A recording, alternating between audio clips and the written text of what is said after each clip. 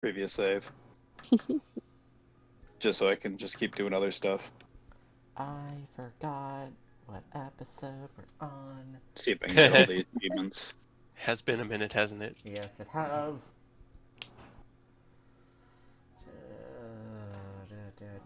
Oh, we're on 89. 89. Nice. Sounds right. I can't wait till we get to episode 420. Please, Oh no. please kill Tiamat before 40. No, Cade, we have to reach 420 No, we're now. gonna go back in time. The moment we reach Tiamat, we have to go back in time. We gotta redo everything. You guys just keep failing, and we keep having to reboot the campaign with new characters. New It's characters like, every single episode time. four. God, this is what's this party's name again? The Eternal Fuck-Ups? I think you guys just owned it this time. The Stars of Wandering. That was the second one.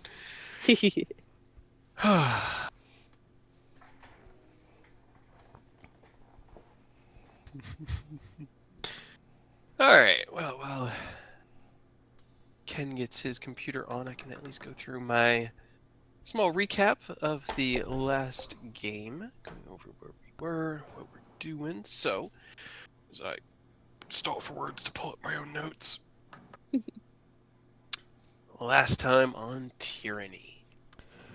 You guys had fought your way through the spine of the world, yo-yoing yourselves back to Erebor, to Acheron, safe places along the way in order to finally get through the spine, making your way ultimately to the earthen dale beyond the mountain range at the eastern edge of Faerun.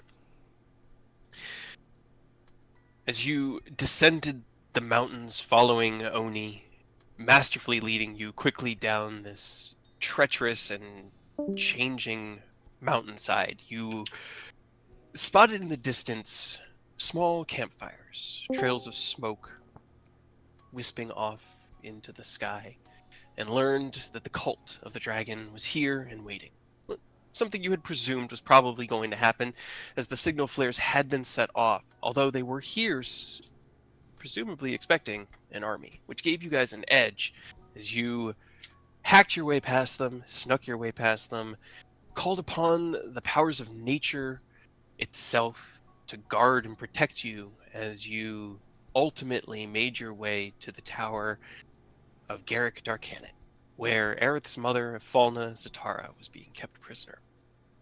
You fought Garrick, ultimately pushing him back to the small cavern up on the mountainside where his latest creation, Mechalenothon, had been waiting to be called upon. Fighting the giant mechanical dragon and laying low the dark artificer, you found yourselves kind of trapped in a cave, high above several dozen angry cultists, and while you were able to defend yourselves in this cave, it did ultimately prove to be a cage, as the cult was going to climb this mountainside and come after you one way or the other. And ultimately, Severin was on his way. In that moment, you remembered the sword that had been retrieved, and your friend, who had been potentially reaching out to Ken. It was very uncertain. Ken had been having dreams about this old ally of theirs, these strange and dark, staticky and shadowy dreams. And in that moment, at least, it served as a way out of this cave. And so Ken drew forth the luck blade, made his wish, and you all vanished in a flash of golden light. You arrived within a Fey-Wild tavern known as the Morning Wood, disrupting the afternoon's festivities and spilling beer upon one of the patrons. You were then called over to the table of the resident Archfey, who introduced himself as Archie. He was intrigued by the way that you had arrived, and the power that you seemed to walk alongside, and opted to ask a few questions. Having been warned of the ways of the Fey-Wild, you were cautious with your answers, most of you, and opted to give aliases instead of your real names, just as he had. You also had told him that you were here seeking an ally who had been lost and was in danger or in need of help, but that this ally was capable of looking like many different people.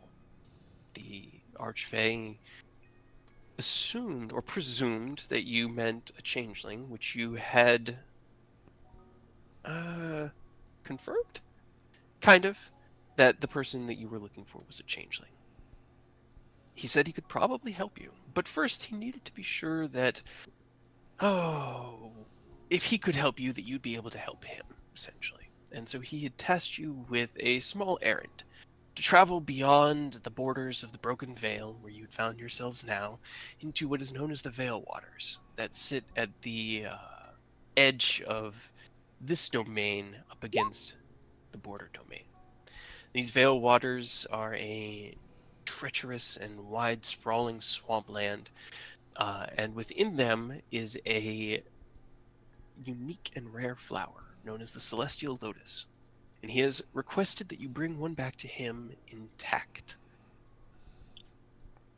As you mulled over what this was, Nicholas and Aerith, recalling their various readings and educations of the Fey-Wild, Nicholas recognized the Celestial Lotus as a flower that had potentially arcane uses, but due to its very difficult to reach location here within the Feywild, it hadn't really been experimented on much within the material plane.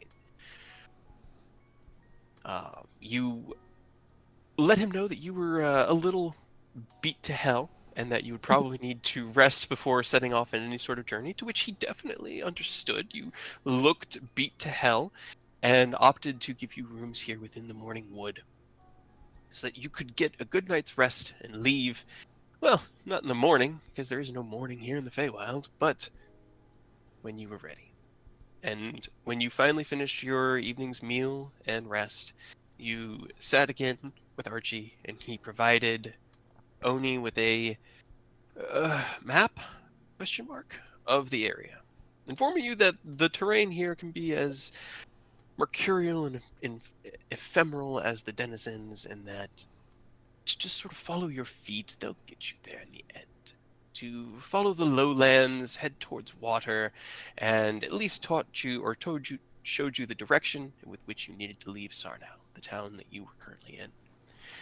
Walking around the town, you kind of familiarized yourselves with it a little bit, and then left and hiked for probably about half an hour or so before finding yourselves a nice, quiet little glade within the woods with a large stone in the center, so that you could finally check in on Ifalna, as you hadn't wanted to open the gate back in the town, not knowing what kind of trickery might be afoot.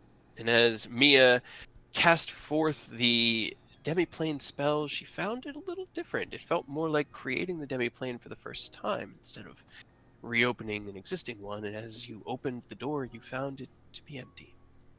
Nothing in there but nothing. No Ifalna, no bedrolls, nothing at all. In that kind of moment of panic, Aerith reached out to Mother, but unfortunately, the nature of the plains got in the way of that, as you rolled a natural one, and your sending Yay. The was one thing. lost to the ether.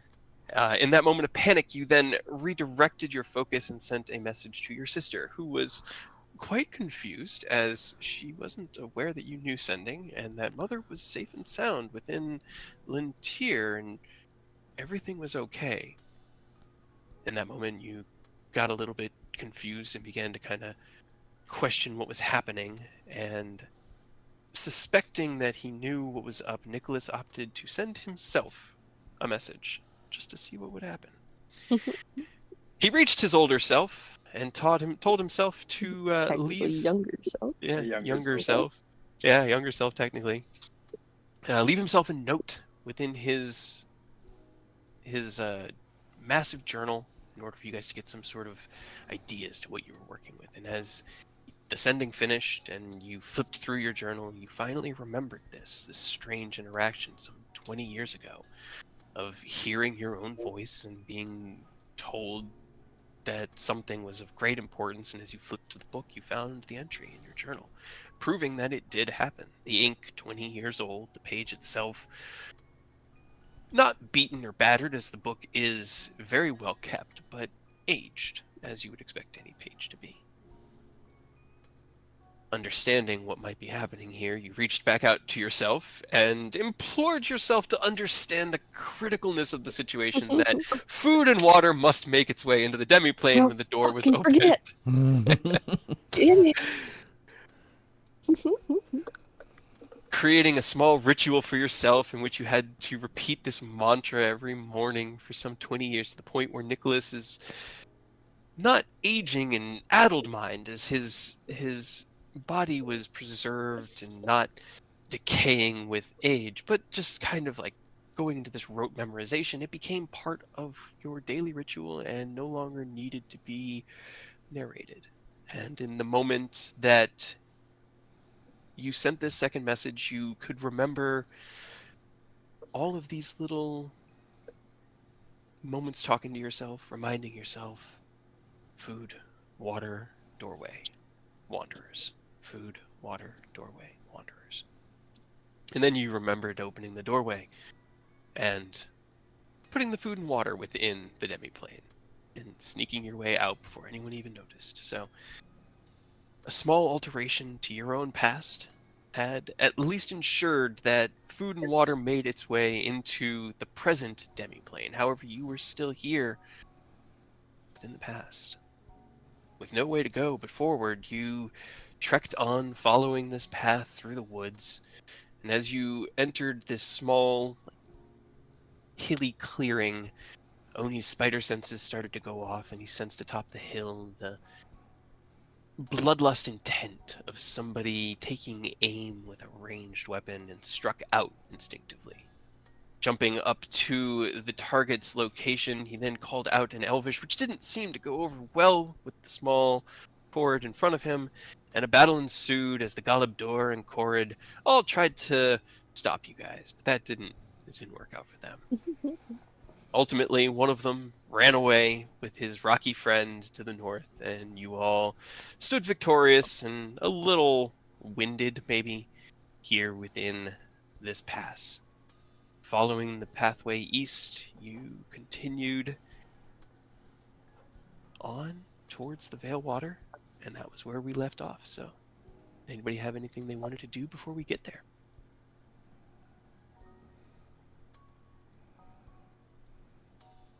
Concern and confusion about why a bunch of rock people tried to kill us, but you know. With the beards that can entangle us. Yeah, that was unpleasant, and I guess that's right, that took like a little bit to fucking Untangle. fix. Yep. Yeah, at the end of the battle as well. You had to drop yourself out of the air like a cocooned bug so that the Right. others could reach you and untie you and cut you free.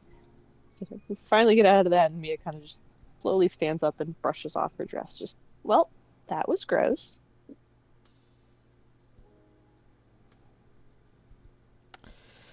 Alright, where to now? I still don't know how we're supposed to find the flower.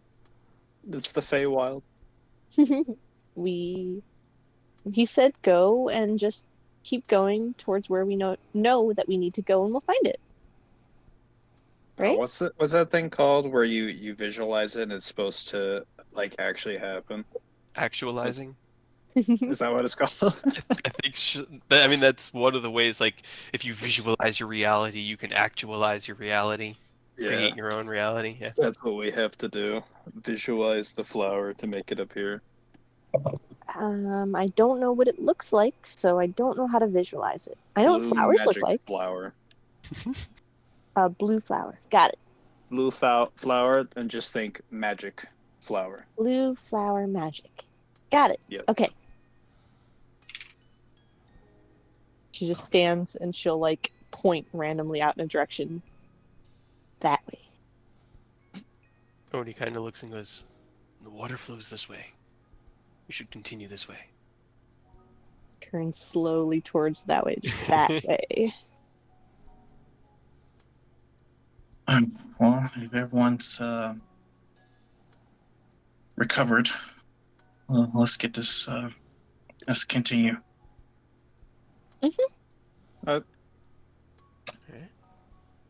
You continue on following the lowland path, this kind of ever descending gradual slope through the woods, and the woods get thicker and thicker, denser and denser as you go.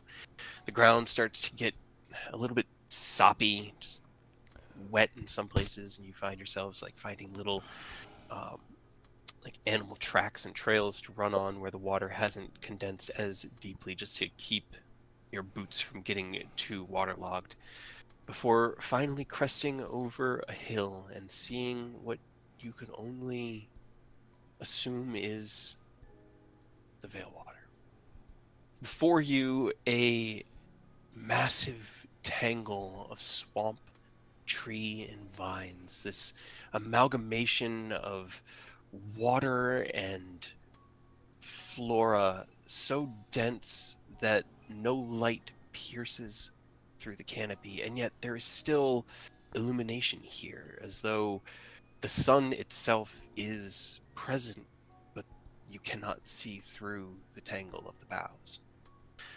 You can see massive mushrooms growing on the sides of these trees that must be hundreds of feet in diameter before you, as well as a small little cottage just off in the distance, maybe some couple 100 feet away.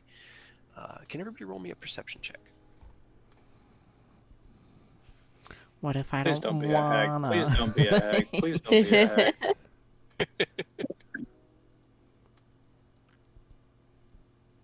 Look at Ken going strong. Right? Right. I'm not As taking you- any chances. Crest over the hill, you see two small figures kind of pulling at something in the ground. Ken, you make it out as a small... This distance, it looks small, but it must be 2 or 3 feet tall. A mushroom. And these creatures that are pulling at it look like they're about the same size and shape as Nicholas. About gnome height. No, it's not a red cap. Please tell me it's not a red cap. Hey Nick, it's your Ken. No. I was about to say, it's your family. Do they Roll have me- red hats? They do have red hats, Oh, no. but roll No. me a insight check, Ken, because you're the only one that could really make out the details from here. Okay, 14. Let me see. It's my evil kin. Okay. As you look, you see the two, and they kind of like crouch down, and each one of them grabs the mushroom by the base of it, and you hear, and they lift it up, and in one unison, they kind of like lift this mushroom out of the ground. This must be as big as they are, and one of them kind of like tumbles back and falls on his butt, and he's just got this big grinning smile, white beard, tall pointed red cap that kind of falls back off his head, and he grabs it and pulls it back onto his head and shakes his head around a little bit and picks himself back up and helps the other one pick up the mushroom. You don't sense hostility. They don't look dangerous to you from this distance.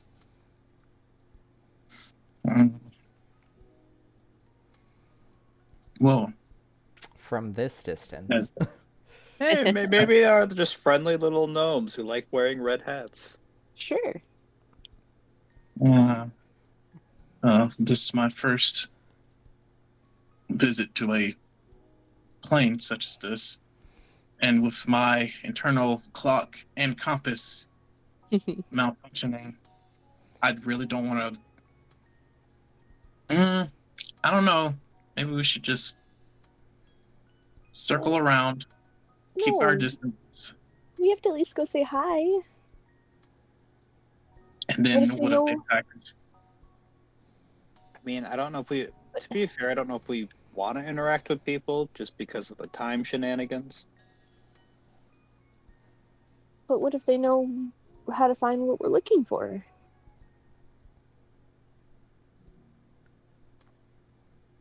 Eh, Mm, I mean, it mean- couldn't hurt for at least like just one of us to go and ask and that's I mean, I appreciate your enthusiasm. I really do. But I mean, she's kind of right though. They would be like the best option to ask, as much as I don't want to ask. fine. I don't know where I'm Nick, going. if fine, if Nick's saying so, then all right. So maybe as a group, not one person. Okay. All right. All right. We'll go ask for information. Just be ready in case something happens. All right. Nicholas, what if you go ask, like, at least lead, and you're the same size, and maybe then they'll think that you're one of them. We can try. We could definitely try, Mia. I could make you a red hat. I don't know. If that will work. All right. Let's go talk to our hopefully new friends. Okay. As you guys all kind of crest over the hill and descend down towards the waters, you find that the slope is slick and overgrown with moss and vines. You kind of like descend carefully, but find yourself slipping here and there and having to catch yourself either magically or with your friend's assistance before you finally get down to about the same height as this small little ranch home, this cottage, and these two little cottages here. And as you approach, the two older looking gnomes kind of like perk up from their work of carrying this mushroom over to what looks like a giant cutting table and like look over to you and smile, and like one of them puts their hand up to their eyes and kind of like blocks out the sun that really isn't there, and the other one waves his hand in the air and kind of like friendly greeting as you approach. And I will go ahead and show you guys what they look like. Mia absolutely waves back, just beaming. If I can get my pictures. The best description is they look like garden gnomes come to life. Well, I'm glad they're not red caps. And as you approach, do any of you speak Sylvan? I think I do. That's a great question. I do not. No. Common, Draconic, Elvish, Gnomish. I can probably do a spell for the language if I really need to. I think I have that spell too. Comprehend languages. Mm-hmm. As you approach, the one with his hand out calls out something to you in a language none of you understand, but keeps the warm smile on his face and kind of just like stares at you expectantly. What do you guys I'll do? cast comprehend languages on myself. Okay. And Mia just waves again. Right. So as you cast comprehend languages on yourself, Aerith, you feel the magic take effect. He's still staring at you expectantly. I go out and I say, hello, we're in need of some direction, if you can help. Oh, hello. Yeah, sure. I'd be happy to help. Don't get many visitors out here. Please. Where are you going? We're in search of a blue. What was the name of the flower? Celestial Blue Lotus. magic flower. This celestial flower? Celestial Lotus. We're in search of the celestial lotus. It's a blue flower. Apparently grows in the swamp area. We're wondering if you have seen it or can direct us in that area. Seen it. Yeah, I've seen it. Yeah. Don't know where though. Seen it. Oh, it's fair. Do you know where we might find one? Or might talk to someone who does know where to find one? Kind of like look at each other.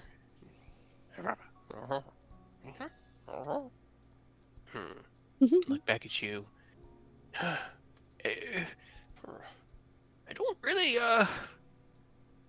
It's really just me and my brother here. I remember it being around a lot of water, right? Water, water, lots of water. Mm.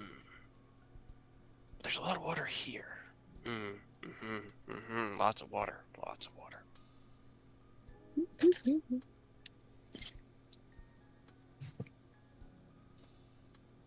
Well, we appreciate your help nonetheless. We shall search in an area with lots of water then. Okay, yeah, we're very happy to help. Would you like some mushrooms? No, I do. thank you. Yes, No. me, No. please. Oh, yeah. Oh, okay. Yeah. One of them toddles off into this small roundhouse over here and disappears into it for a moment. The other one, who hadn't been the one talking, has just kind of been like in the background, just looks at you guys and smiles with a big, big, wide smile. And you can see he's got like half of his teeth are missing, and he's just got this kind of absent look on his face. What are you guys doing? Are they food? Do you gather them to eat? Yeah, yes. Food. Very good. They very tasty. Are they just plain mushrooms or are they special mushrooms? Uh, mm, big mushrooms. Big. Does that make them tastier? Kind of like waves his head back and forth and then nods very, very fervently.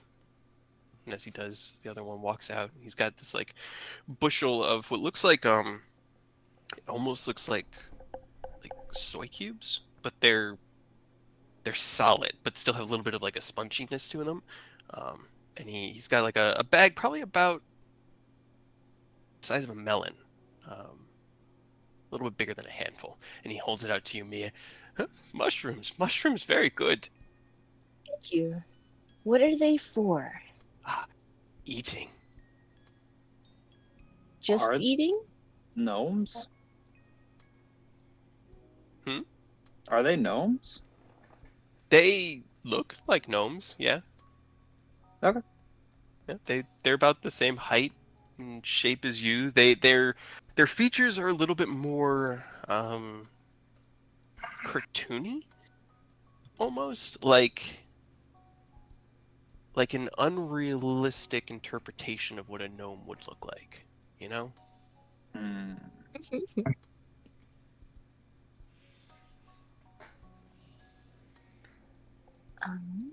Well, I guess you could answer. So, are they just regular food, or are they like special in any way? He kind of just like he reaches in the bag and takes one out and tasty.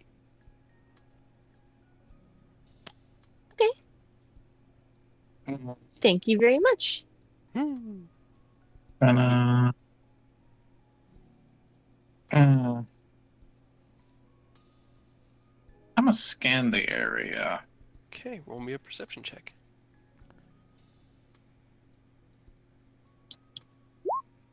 Oh, God. You take a Nice. look around. It is very surreal. The nature here seems oppressive.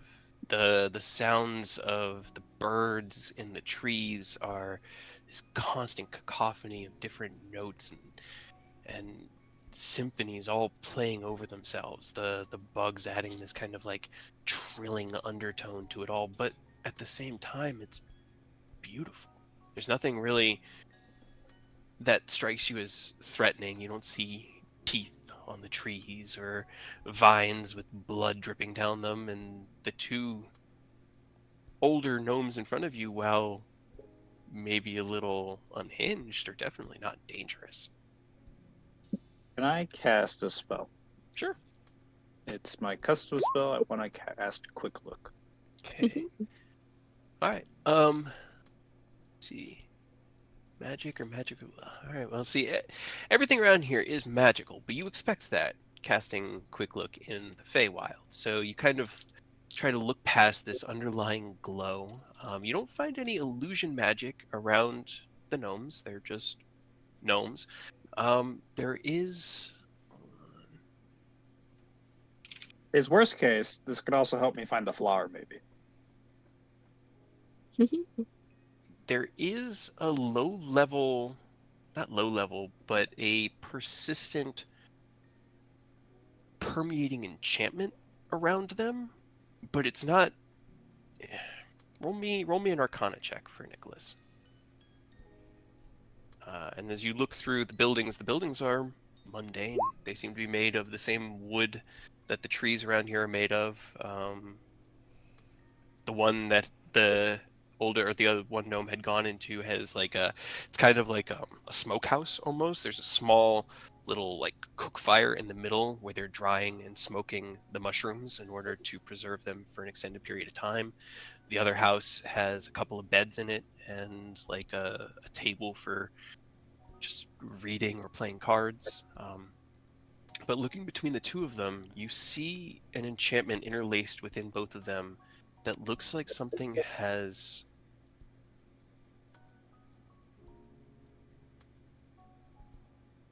obfuscated parts of their mind.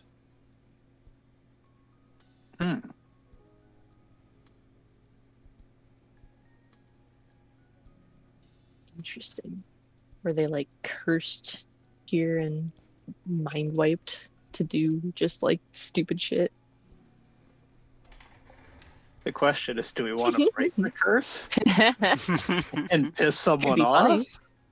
It would be funny, but it could also have some negative side effects. Before we eat the mushrooms, can I talk to my friends really quick? We'll be right back. Of course. We're going to get this one all cut up. Come along, Eamon. Let's go. Okay.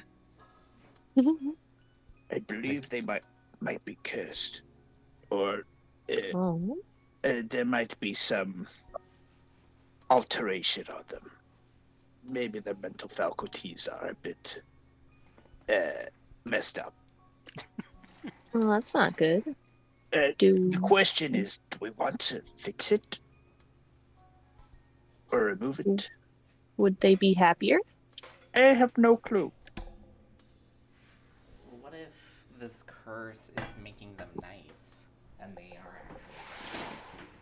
Well, I'm also worried that if we remove the curse, whoever put the curse, or it could not even be a curse, it could be something they intentionally put on themselves, whatever did it gets pissed at us. I mean, maybe, but that seems sad if it was not something they wanted.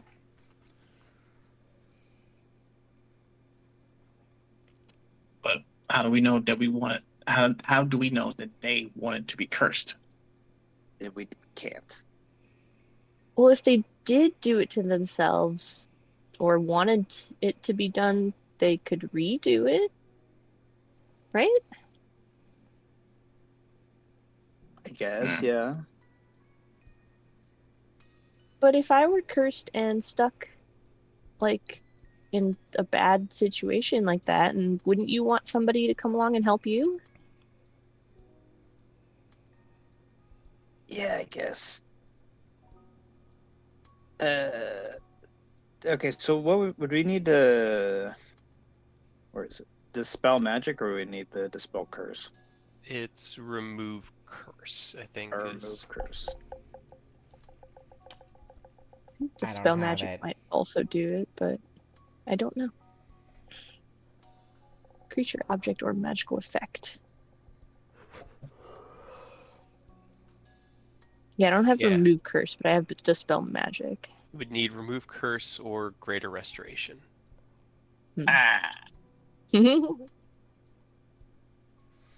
It's in my book.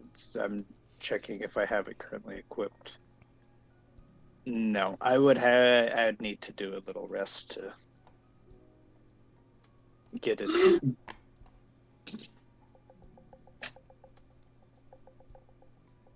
I don't currently have it. Boy. If I you're fine have- with a short rest, we can. I have one potion that could get rid of it, but only one, and there's 2 of them.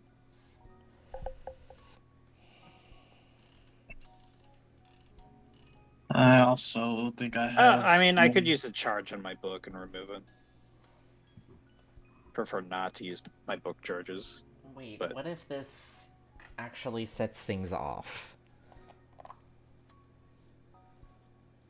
I don't know. I don't know what the curse is. I don't know what it's doing. All I know is it's there. It could be good. It could be bad. We could piss someone off. I'm just saying, hey, it's there. What do we want to do? Boy.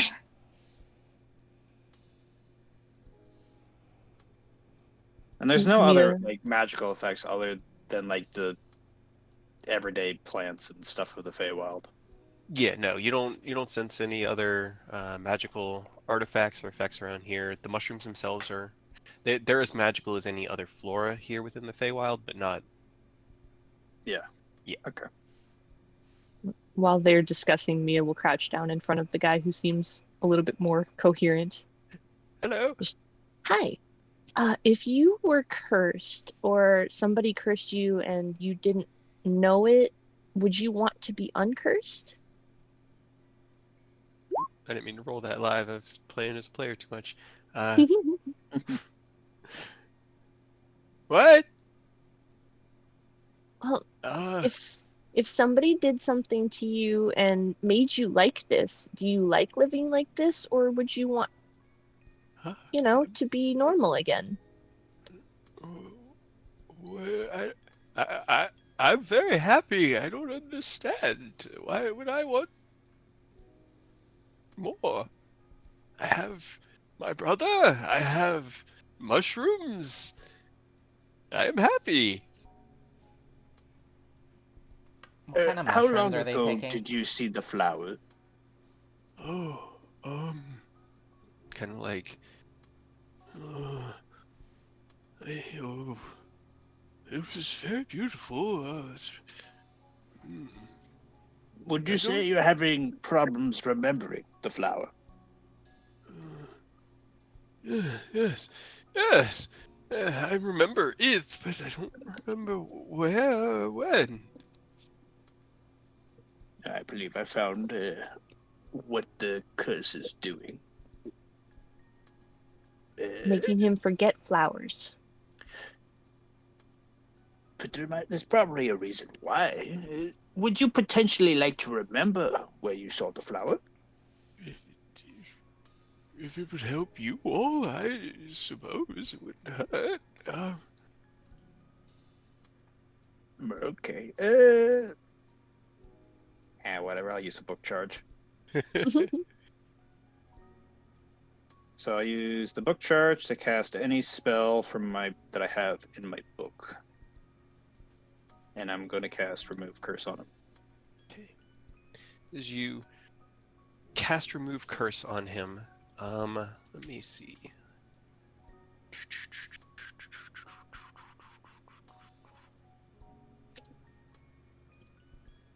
Please do not go crazy. It's fine. What's the worst that could happen? He turns into a red cap and attacks us. as your spell takes effect, I was reading through what is conflicting at this moment. As your spell takes effect over the gnome before you, see a wash of expressions across his face.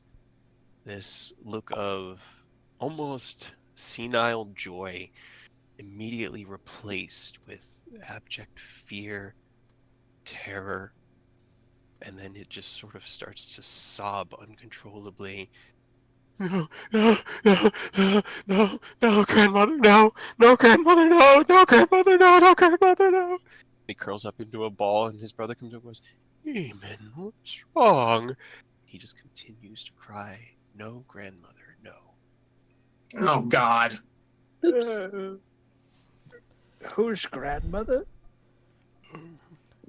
She's got lotions and potions.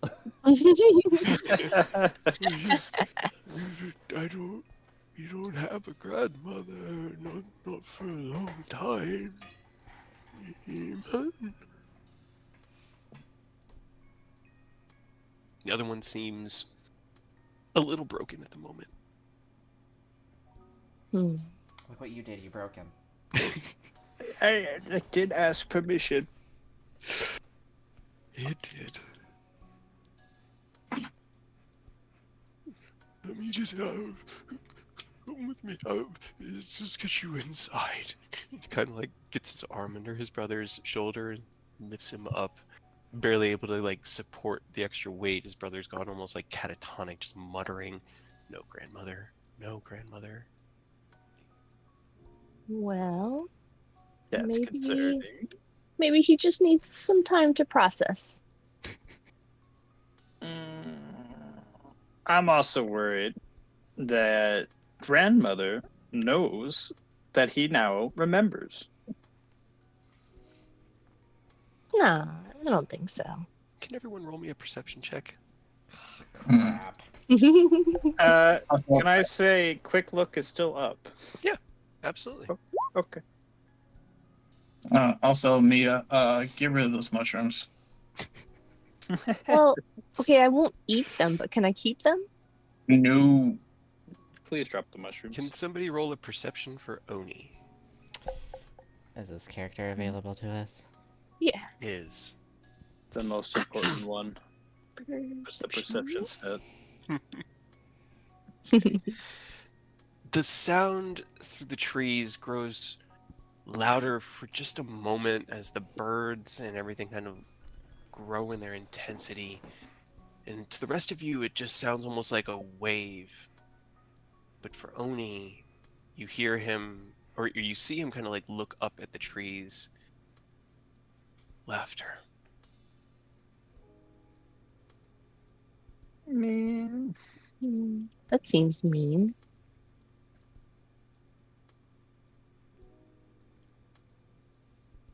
But you now stand here within the small farmstead of these two garden gnomes who have now gone into their home. 5 of you with your toad and echo companions. Alright. We're gonna slowly back up. I mean, Find... we can't leave it like that after we cause this.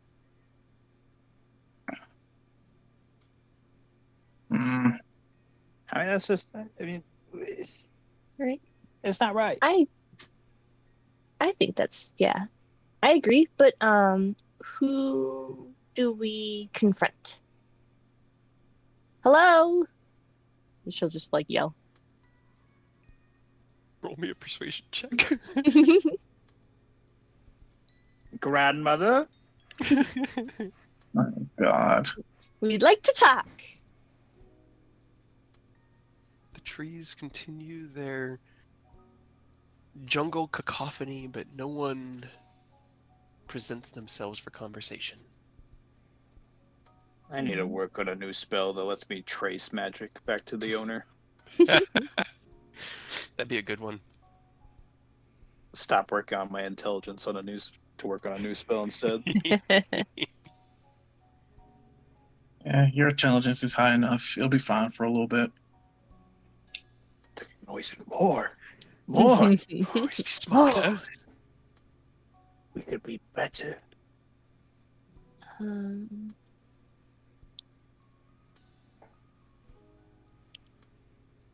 We could camp here for the night. Seriously. I mean, I feel bad for our little gnome friend.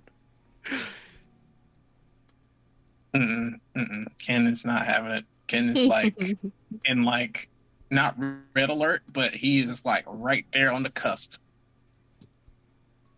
Like his compass is not working, clock's not working. He is not. Can't do it. I'm sure that that interaction made you feel a lot more comfortable too. Yeah. Nope. All right. Fine. So you want us to just keep wandering aimlessly? It's obvious that they know something about the flower.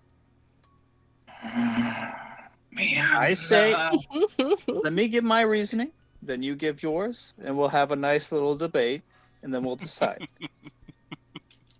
The gnomes obviously know something about the flowers that was purposely hidden from them by someone or something, which we have upset. I'm saying we stay here, Hopefully he gets better, more coherent. We can talk with him, figure out where the flower is, and then also prepare to maybe get attacked. And here's the thing, let me finish. Even if we were to find the blue flowers on our own, it's very obvious that whatever person or thing like altered their memories is going to be guarding it either way. Better that we don't fight them when they have the home field advantage. God damn it.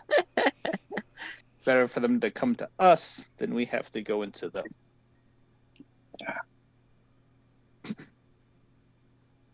Plus, I want to help the note. I feel bad. It's his people. Fine. They're Okay. my Fey gnome cousins. Okay. All right. Fine. You win. Just keep your heads on a swivel.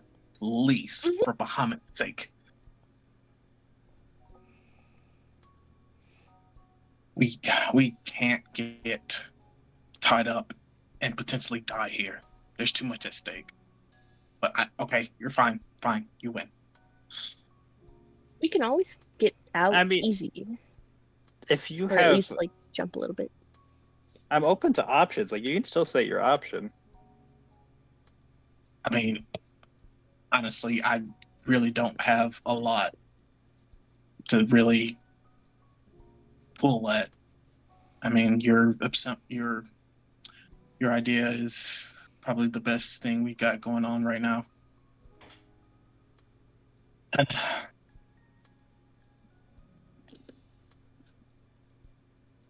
yeah, my mind is probably not going to be my mind's probably not going to be at peak performance while we're here.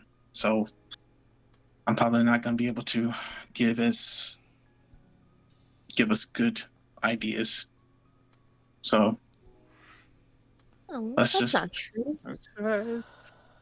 I'll be all right.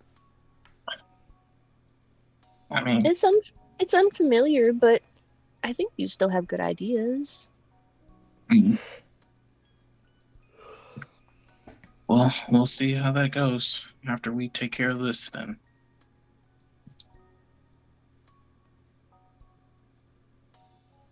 All right. Could we- Let's, Do you think it would help or hurt to help his brother as well? I think it's probably best we have at least one that is somewhat functional.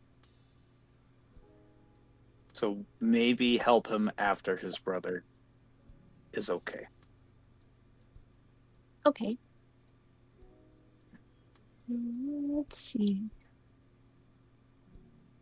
Forget that alarm is such a tiny area. I think you'd be able to put it at least around the house if It's we a were to go 20 in there. It's a 20-foot area. It's so small. How big could a gnome house be? I can guarantee you, I'm not going to fit in there. Well, the problem is that I'd want the alarm spell to notify us when something is getting close, rather than when it's already at our front door. Yeah. I don't know if there's another spell for something like that, but actually, I think there is, but I don't know if there's anybody It's else I who know think it. the 8th level spell. I think that's like you cover an entire area. There's another one. Aurora, your guy in Strahd had it. The private sanctum? Yeah, something? private sanctum.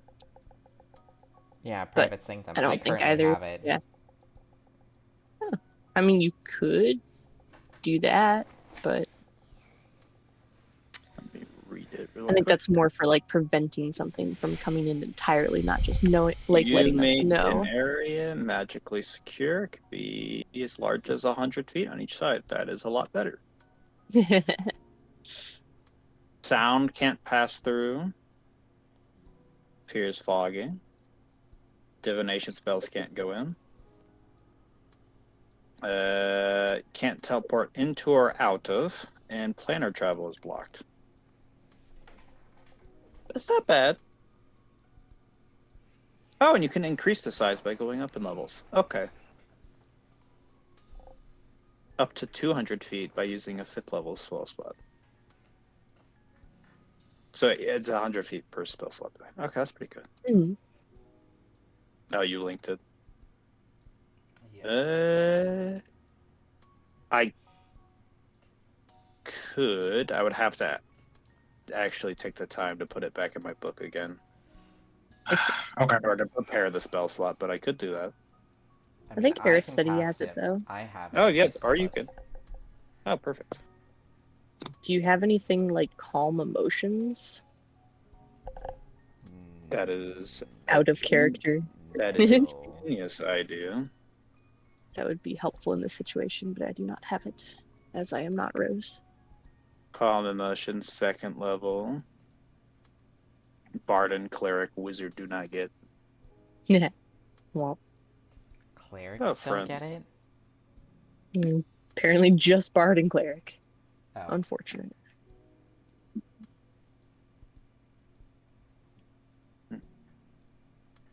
There's a few spells that could do it. I know Paladin has a unique thing that they could do that also calms emotion, depending on Right. the subclass.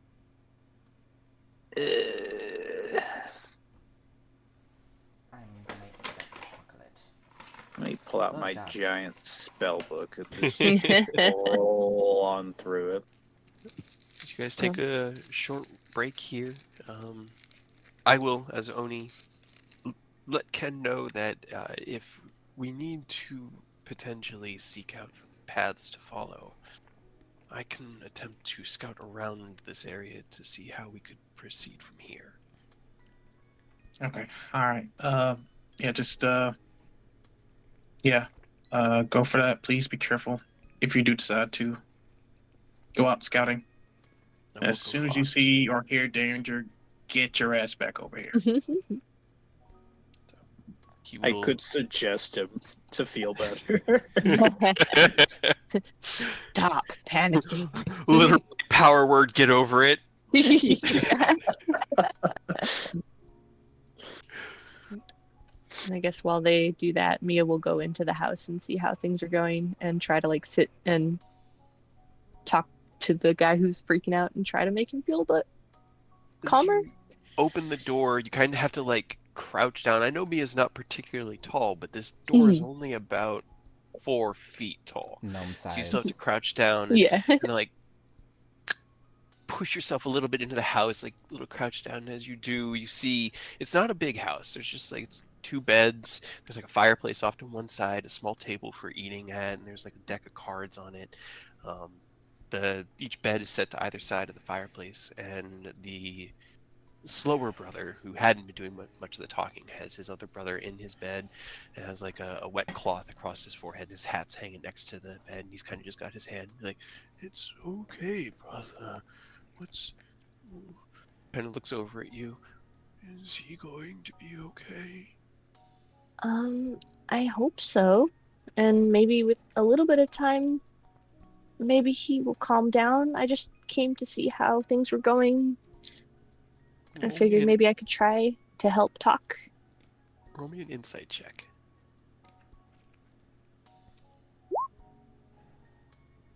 Okay. As you kind of look between the two of them, the other brother, Eamon, who is the one whose memories you restored, is laying kind of just on his back. His mouth is moving ever so slightly, but you can't hear any words. You just see these like little rivulets of tears coming out of his eyes, but he's not really doing much more than that. I know it's a lot, probably, to think about very suddenly, but if you wanted to talk about anything...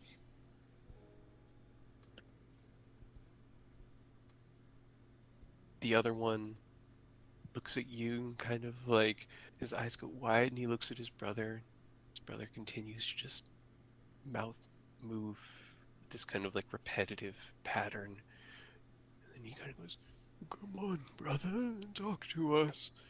What What happened? There is no response. Is there still a magic enchantment around him? Not around that one. No. Okay. Yeah, that was what I had to look up.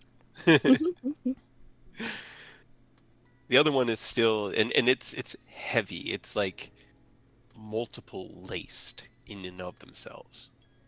Mm, Is there anything I can dispel magic-wise on the other brother?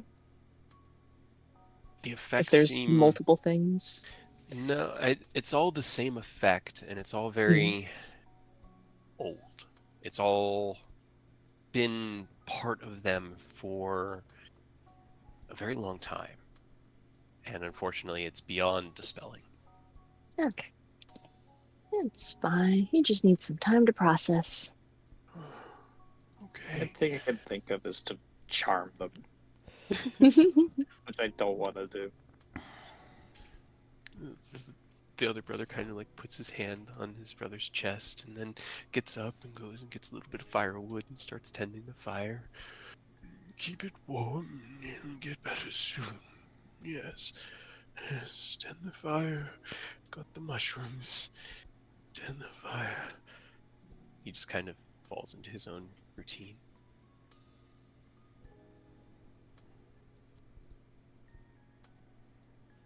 I'm sure it's fine. What are the rest of you doing while Mia goes into the hut? Oni disappears into the brush, but you see him a couple times. He kind of like yo-yos back and forth over the next 10 or 15 minutes, checking different paths and never really going more than a few hundred feet in any direction. Well, I Yeah, look through my. Kids on lookout. Okay, roll me a perception check.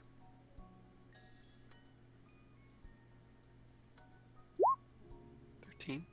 You see as Oni wants you to see him, but unfortunately, once he has decided to leave the realm of the visual, he vanishes into what has got to be the thickest trees you have ever seen. You constantly find yourself glancing towards this massive tree that lays directly in front of you. The exterior hulk itself, the bark almost looking like it's peeling away, but instead they're just multiple shoots of other massive oak trees all branching out of this big clustered trunk that has to be the size of a castle. You don't see anything threatening.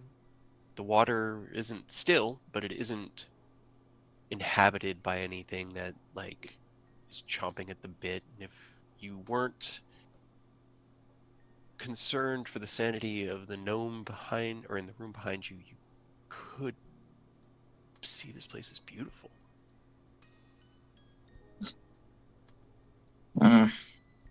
Okay. Okay. Sadly, I have no magic that will be of much help. I could try and charm him, but that doesn't guarantee he'll be helpful or that the other gnome would be appreciative of it. It might just be best to let him rest for now. Right. Why don't we just give him a night and hopefully he can process things a little bit. If something comes to get him, we'll help. And then if not, we'll probably just have to keep going. Right? Well, as That's much as plan. I hate to say it, time's not really an issue right now. Hmm. As odd as that might be. We got 20 years.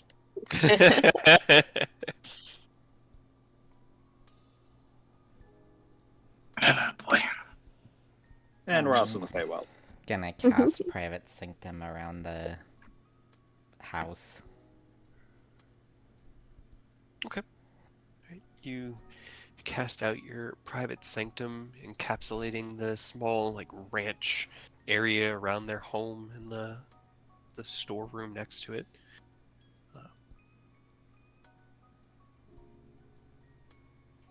Anybody else got anything they want to do? I got an idea for what I'm gonna do in my free time. Okay. That's gonna try and come up with a new spell called Trace Magic. How do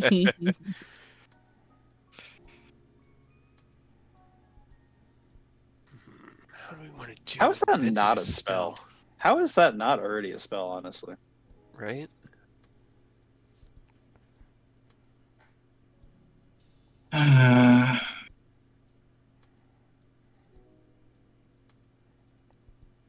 Not sure what I want to do. All good. You guys can. I guess Ken's gonna try to sweat out the anxiety. Okay. As you guys kind of take to your evening rituals, roll me an intelligence check for Nicholas. I can't say what it'll all mean right now, but as you kind of start going over the basics of creating this new spell to trace magic, the source of it, you start writing into your notes, and you find that each caster has their own signature. Like, you know this. Mia can explain it to you, and you've seen it yourself, that the colors of magic change from person to person. That's why it's so, and that's why Lorena called her store the Colors of Magic.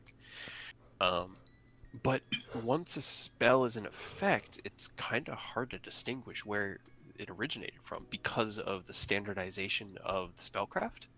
Yours are probably the most distinct, being unique spells. They have their own like signature flair to it. But when a caster casts a spell like Ordenkainen's Private Sanctum, they're casting it based off of kind of like an architecture that was provided for them, and that establishes the fingerprint.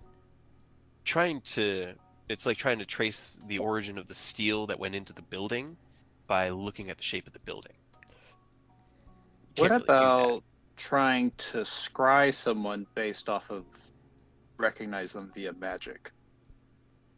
So, Okay. like, rather than recognize their physical appearance, recognize their magical appearance, and using that as a way to scry them.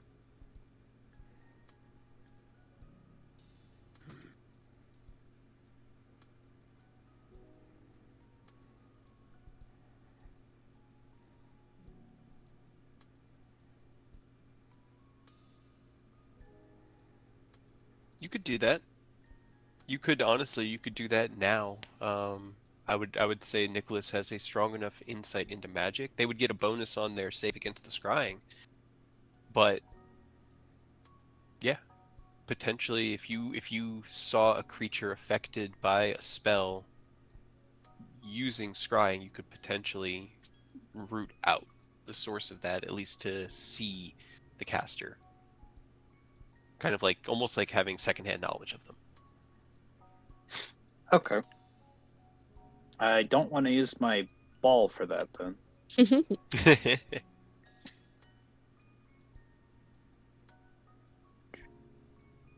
I can try to help bump you up a little bit.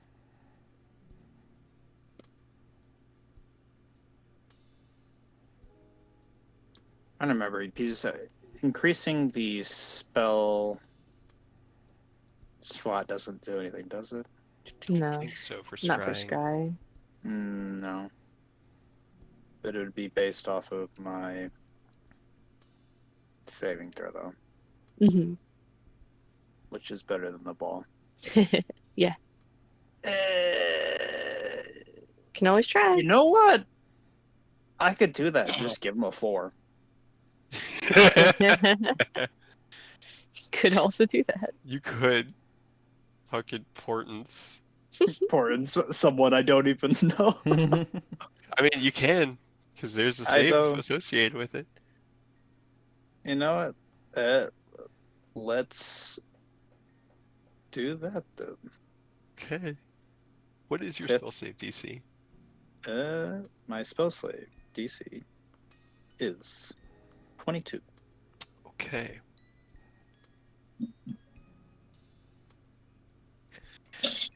And I'm Alright. giving them a 4. You're giving them a 4. Okay.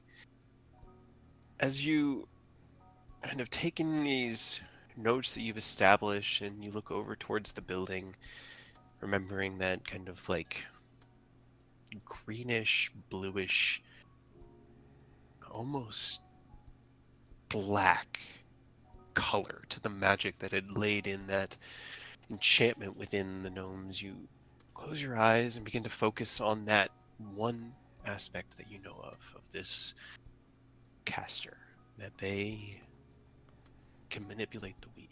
And you reach out through the scrying spell, and you see as your vision transcends the swamp, flies across what looks like an endless cascade of swampy trees, and then dives back into it. And as it approaches what looks like a house within, there is a flash of that same color, and your scrying ends.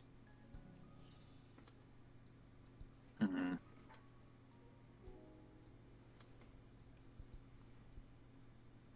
I'm gonna go ahead and mark that right there, just in case.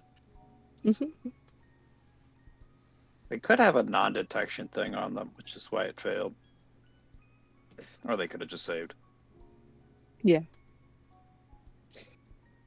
They'd have to have, what you said, a 22 for your Mhm. DC? They would have had to Yep. have a plus 13 to hit that save. It's not Never know. out of the realm of possibility. Or you just how Boulder long is- Gates, Baldur's Gate 3, a nat 20. I mean, I How have long a have plus we been 12, so.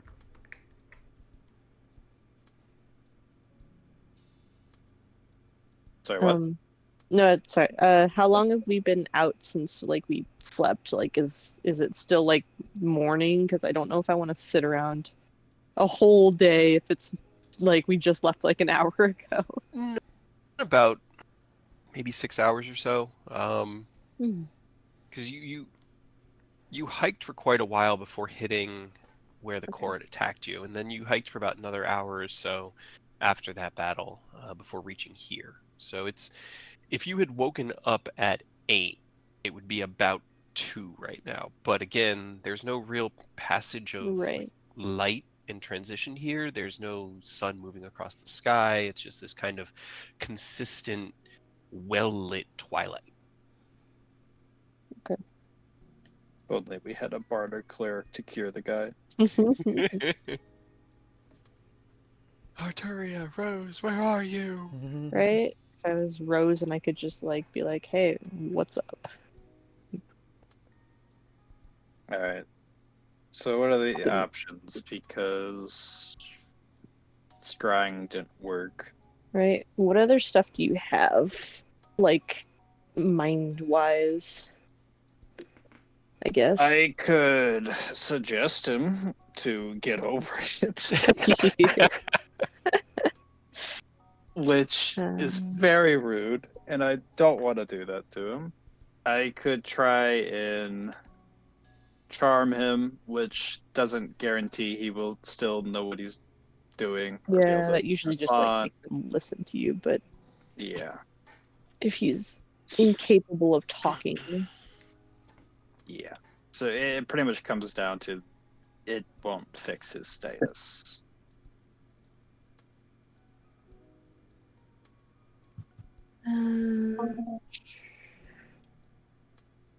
We could try talking to him, be like, who is Grandma? What's just going on?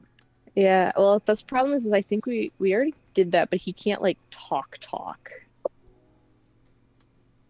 And only 2 of 'Cause us he's, can actually you know, understand him. It's true. The Freaking entire out. time that they were talking, they were speaking in Sylvan, so the only ones that could really understand them are those with comprehend languages, because they speak Sylvan. They can speak Common, but they speak like, hello, my name is Eamon. Maybe we could have his brother translate for us. Yeah, I'm sure that'd go well. And have his brother try and talk him through it. Mm. Can we go inside him? Could we read his mind? Hold on. We could read his mind. if I remember the name of the spell. Detect thoughts. As one of Rose's favorite spells. Yeah, detect Right. thoughts. Do you have that? Because I don't. It's in my I spell miss my book. brain If I stuff. have to change around my tech thoughts. I can Let's see. dream him. Good dream. That only works when he's sleeping. He's trying to sleep. Is he? I think he's having an Well, existential crisis. We can knock him out. Is that sleep? No, we're not gonna knock him out. Tech thoughts. It is in my book. So That's only like it's a second level spell. yeah, it's only second level. It would just have to take 10 minutes for me to shuffle my spells. Sure. What else are we Alright. doing? That's fair. Okay. So you take a few minutes to shuffle around your spells. As you do, Oni kind of appears next to the group outside. The foliage is thick. I don't know if we'll be able to easily traverse it, and the canopy just goes and goes and goes. The waters provide wider routes, but from what I can see, there is no shore to follow. It is just water. So we really need these gnome guys to tell us where to go.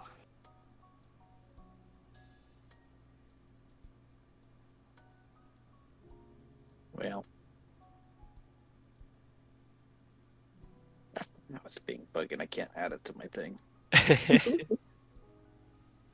As you take your short rest, shuffle around your spells, get your detect thoughts ready. Anybody else have anything? Yeah, just gonna sweat the anxiety out, like I said earlier. All right. So as you continue through your forms, Oni throws out his echoes that he can kind of help give you a little bit of a sparring partner to train with. Nicholas, you get your spells all shuffled around, ready to go. Let's try reloading the page, see if that works. Please. It's progress.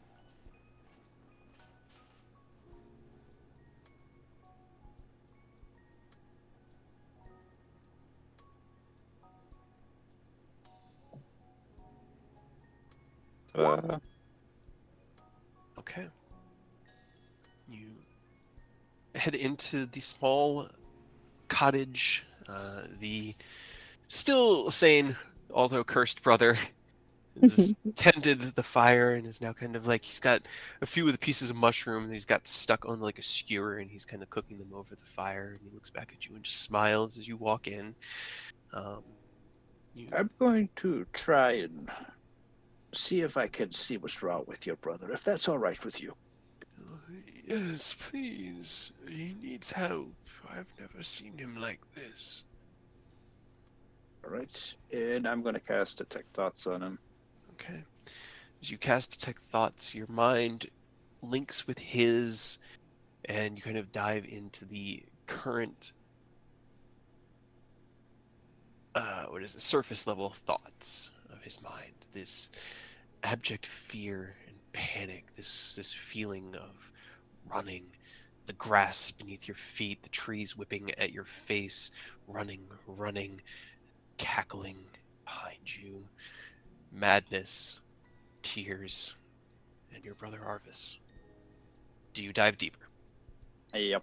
All right, let's see. Can he? Let's go.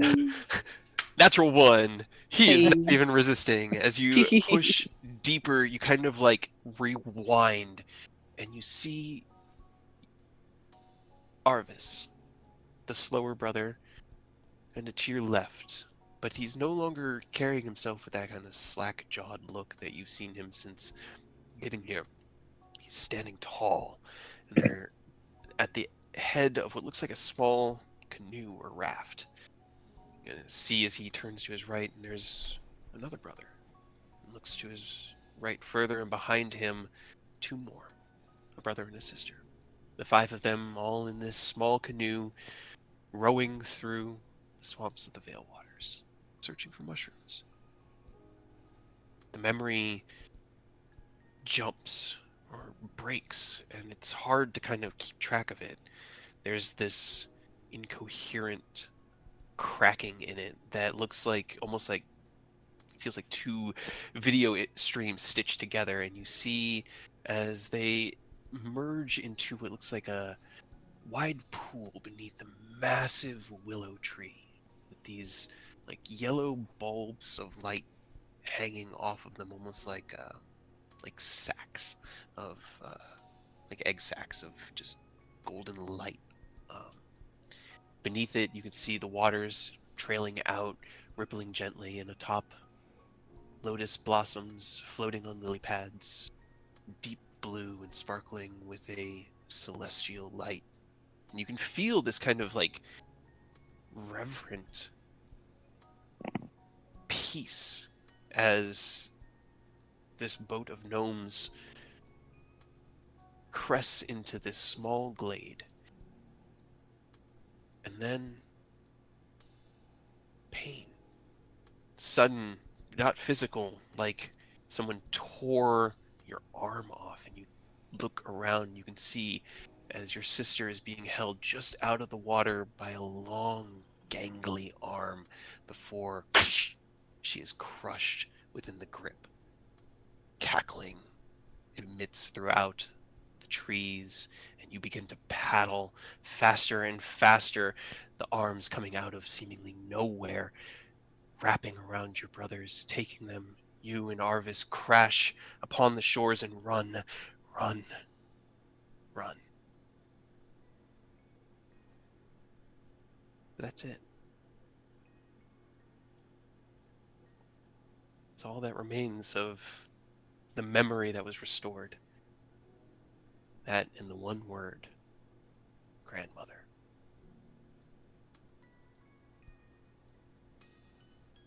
Is grandmother associated with the person that was, or the thing that was grabbing them, or no?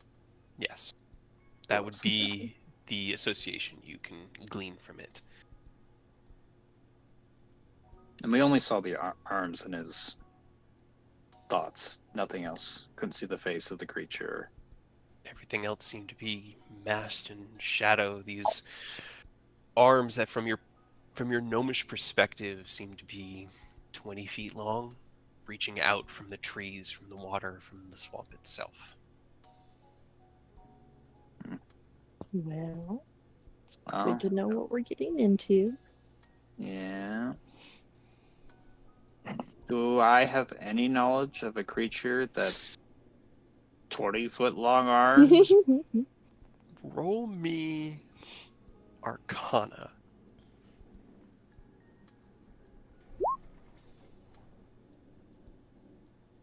Unfortunately, I mean, you know of a lot of strange, large, powerful creatures, but your knowledge of none of them really track for what you saw in the memory. It's all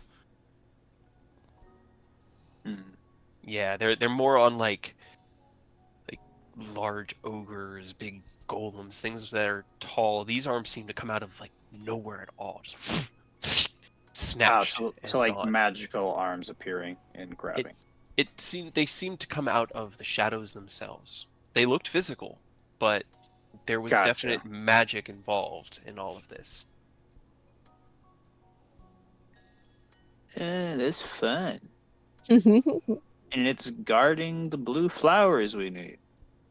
Right? Yay! Fun. So did they put the magic on themselves then to forget? Because if they got away. Well, now I feel bad. They put it on themselves just to forget. And I was like, haha, you gotta remember now. We need those flowers. You better remember all that trauma.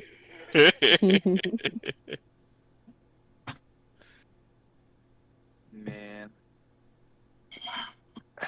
Do we want to put the curse back on him, and then just move on our way. Well, no, never mind, because you said that she put the magic on him when I tried to do the scrying thing. Never mind.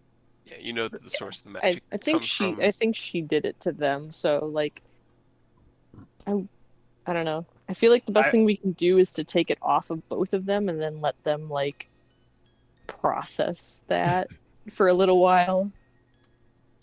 But I would say let one process it, because it might take him days, weeks, months, years to process yeah, it. but that's what I'm saying is like I don't think we can kind of stick around. But No, we probably can't. at I still least say we leave know one. what's coming.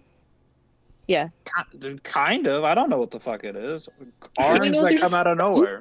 something, and knowing something is there is better than walking in totally blind. Yeah. Well, I mean, we at least kind of have the general location. So water, giant willow tree, and the flowers are kind of there.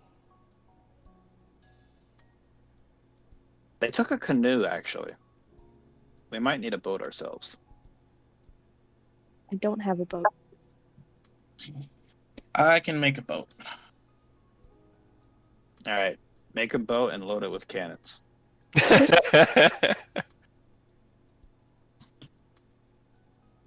So are we gonna stay the night or are we just gonna leave now then? I'm fine either way. Should probably just keep moving. But I guess before we go, Mia will crouch back down again to the slower brother. Just so your brother might take a little bit of time to heal, I think. And I really hope that he does. He's going to be okay, right? I think so. After a little bit, it might take a little while. But here, and she'll hold out a potion towards him. If he gets better and things are okay, this can help you too. Or if he doesn't, either way, if you want to try to remember what happened to you before as well, you can take this. Oh. Kind of like takes it in his hands. Okay. I know What it's happened? confusing. Well, my friend, he said something happened to you guys, and then somebody made you forget what it was because it was bad. But sometimes even remembering bad stuff is better than not knowing anything, right?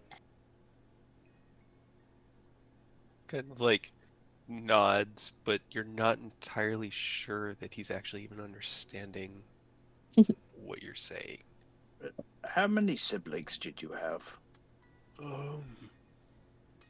It's always been just me and Eamon. I see. When Eben gets better, explain the situation to him, and then I recommend taking the potion yourself. Okay. I will take care of him until he is better. And then I will drink the potion. Yeah. That sounds like a plan to me. Do we have spare sending stones? I don't know. I don't think we have any that we have both parts of. I know you guys bought sets, right? Yeah. I thought we did. I thought we I were was going to gonna- give them to other parties, though. I can't remember if we ever did that or not. I don't Well, know. I was gonna say, if we give these guys one and he feels like something bad's coming, we could then come back. Or if if his brother feels better, because then that's more information. Who has the spare sending stones? If anybody, it would be Ken, I assume. But I don't remember.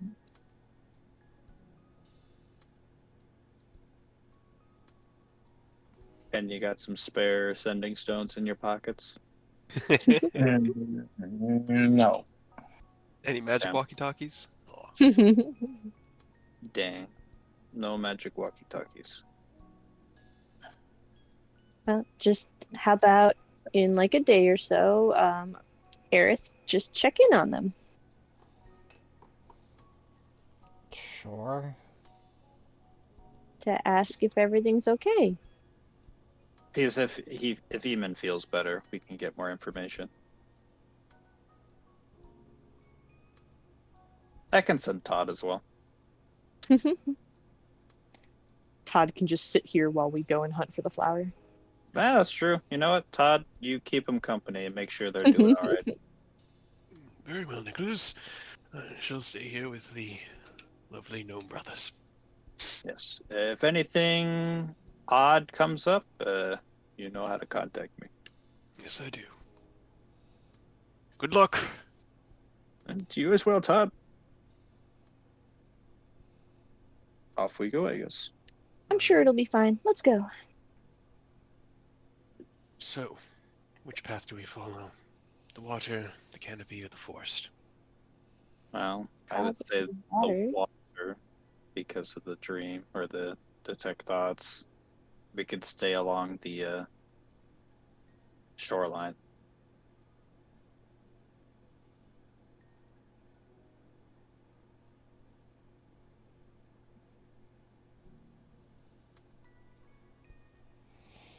Into the water. Just gonna swim through the water. Okay.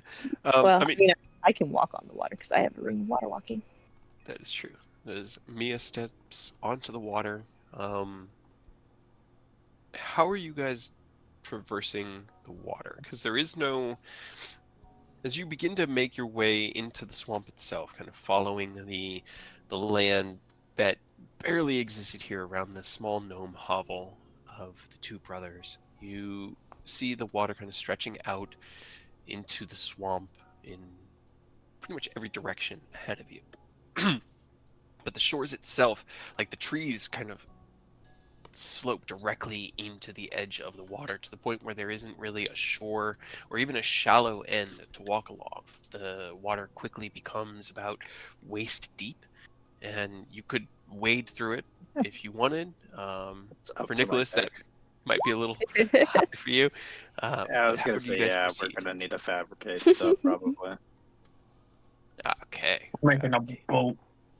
Alright, A as boat. you Spedboat. find a knocked over, hollowed out, dried, and dead swamp tree, you cast your fabricate spell out across it, and the wood seems to snap and bend and twist almost as if it were alive before reshaping into the shape of a nice little canoe that you can then set into the water and have those of you who can't walk on water ride in.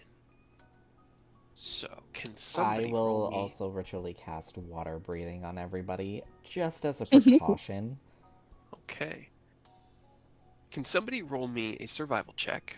Somebody in the party, and it could be Oni if you want to use Right. his. I was gonna say, Yes, please. Probably Odin. To lead the way through the swamp, following the river waters. Oh my Okay. god, he has so much health in comparison to me. right? It's amazing. Ken has more. Oh my god. Ken has almost What's it 100 like hit not points. to live in fear? I think all right. I have you beat by 100. Yeah. You probably do. Yeah. I'm not even at 50 yet. Hmm. It's fine. One arm's gonna grab me and I'm dead. Don't let it grab you. Can Remember everyone me? also roll me a perception check as you all make your way through the swamp? Who is in the boat? The boat's big enough to hold everybody, but who is in it? Me. I am in I'm in the boat. Okay. Ken, Nicholas, Aerith, I'm guessing Mia, you're walking beside it? Yeah. All I right. dubbed O'Neill. the banana boat. Hell yeah. As the three of you are in the banana boat, Oni will lead ahead by just a little bit, just enough to kind of Did you say perception from him or everybody? From everybody, as you're all Okay. traveling together.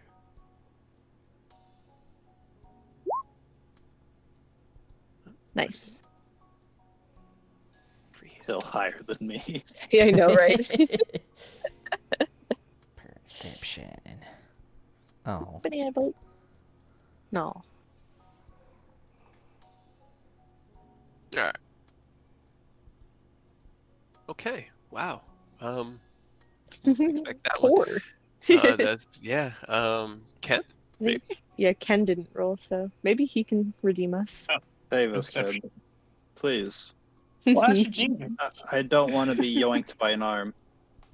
Right, so two 18? 18s. Okay. As you guys kind of row your way gently through the swamp, the paddles hit the water with the soft splashing, and Ken's probably doing the majority of the rowing here, being, I'm guessing, the one that's strong enough to row your boat, as Oni drifts ahead with the ephemeral wings of freedom kind of keeping him aloft, and Mia walks beside you guys, her staff clutched to her. You keep your eyes to the periphery of the swamps, and at least here along the water, you've got room to kind of breathe. If you were to try to be within the brush itself, you can't see more than 2 or 3 feet beyond this shoreline. It would definitely be tricky to traverse. And as you are continuing along this path here, kind of following the deeper parts of the water, Oni will reach certain junctions and kind of like stop and look either way before reaching his hand down into the water and kind of like gauging which direction it's flowing from, choosing left. You row along behind him for about an hour or two. You guys traverse this swamp before the waters start to get wider and wider. The brush pushes back a little bit. You start to see some rocky shoreline here and there, but not a lot. And the trees themselves grow directly into the depths of the water here. Ahead of you, you can see these massive fronds, like 15-foot wide lily pads, begin to just sort of like peer here and there. And for Mia and Ken, as you guys are gently kind of like talking between the two of you, everyone's rowing along, you're keeping your eyes, you see in the distance as it looks like the figure of a young woman is like standing on one of these lily pads and waving her arms in the air. She's not saying anything, but she's trying to get your attention. What do you guys do? Can nothing Alert. be simple? No, it's the Fey-Wild. Are you kidding me? I know. How do we go from the Underdark to the Fey-Wild? There's like two opposite You're ends fun. of bad. I know, With it's a good wish narration, spell. right? It is great narration. Nicholas is not having fun though. He went from a quiet life for hundreds of years. What the fuck am I doing here? Hey, that's Does- his story. Does the girl God damn look it, like the Mister. girl that you saw in that guy's memory? Is she a gnome or is she like? No, Let me she's grab human. my spectacles really quick. She's human, so she's not a gnome. She's human You could see In from the Feywild. this different human-esque. Humanoid? She's human Okay. height. I was gonna She's say it. probably half elf, honestly, because you're right. Human in the Feywild would be a little concerning, but she seems humanoid in height. Standing like in the middle of one of the fronds and has her arms waving in the air, and she's trying to like get your guys' attention as you're drifting towards what looks like a dense copse of these lily pads.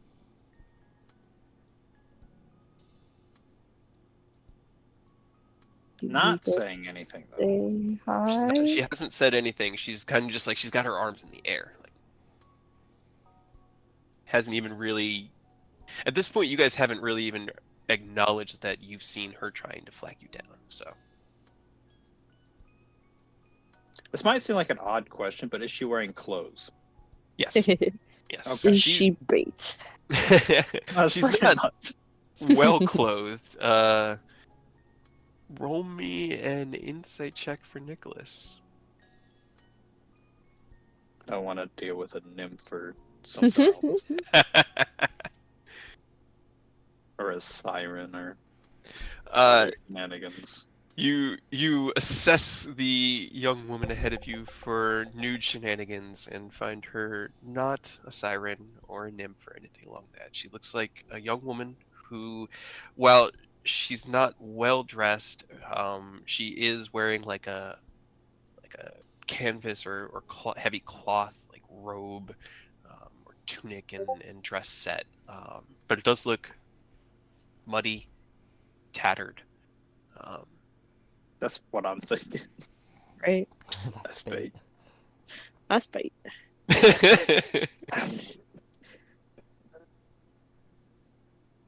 I mean, I'd feel bad just leaving, but Why don't At this point, the direction you're drifting is directly towards her. The part of the river that you're on is kind of like flowing towards where these lily pads are. So it's not like you're flowing past her and she's off to your side. She's directly like ahead of you, but she's not sure you've been able to see her from about 150 feet away.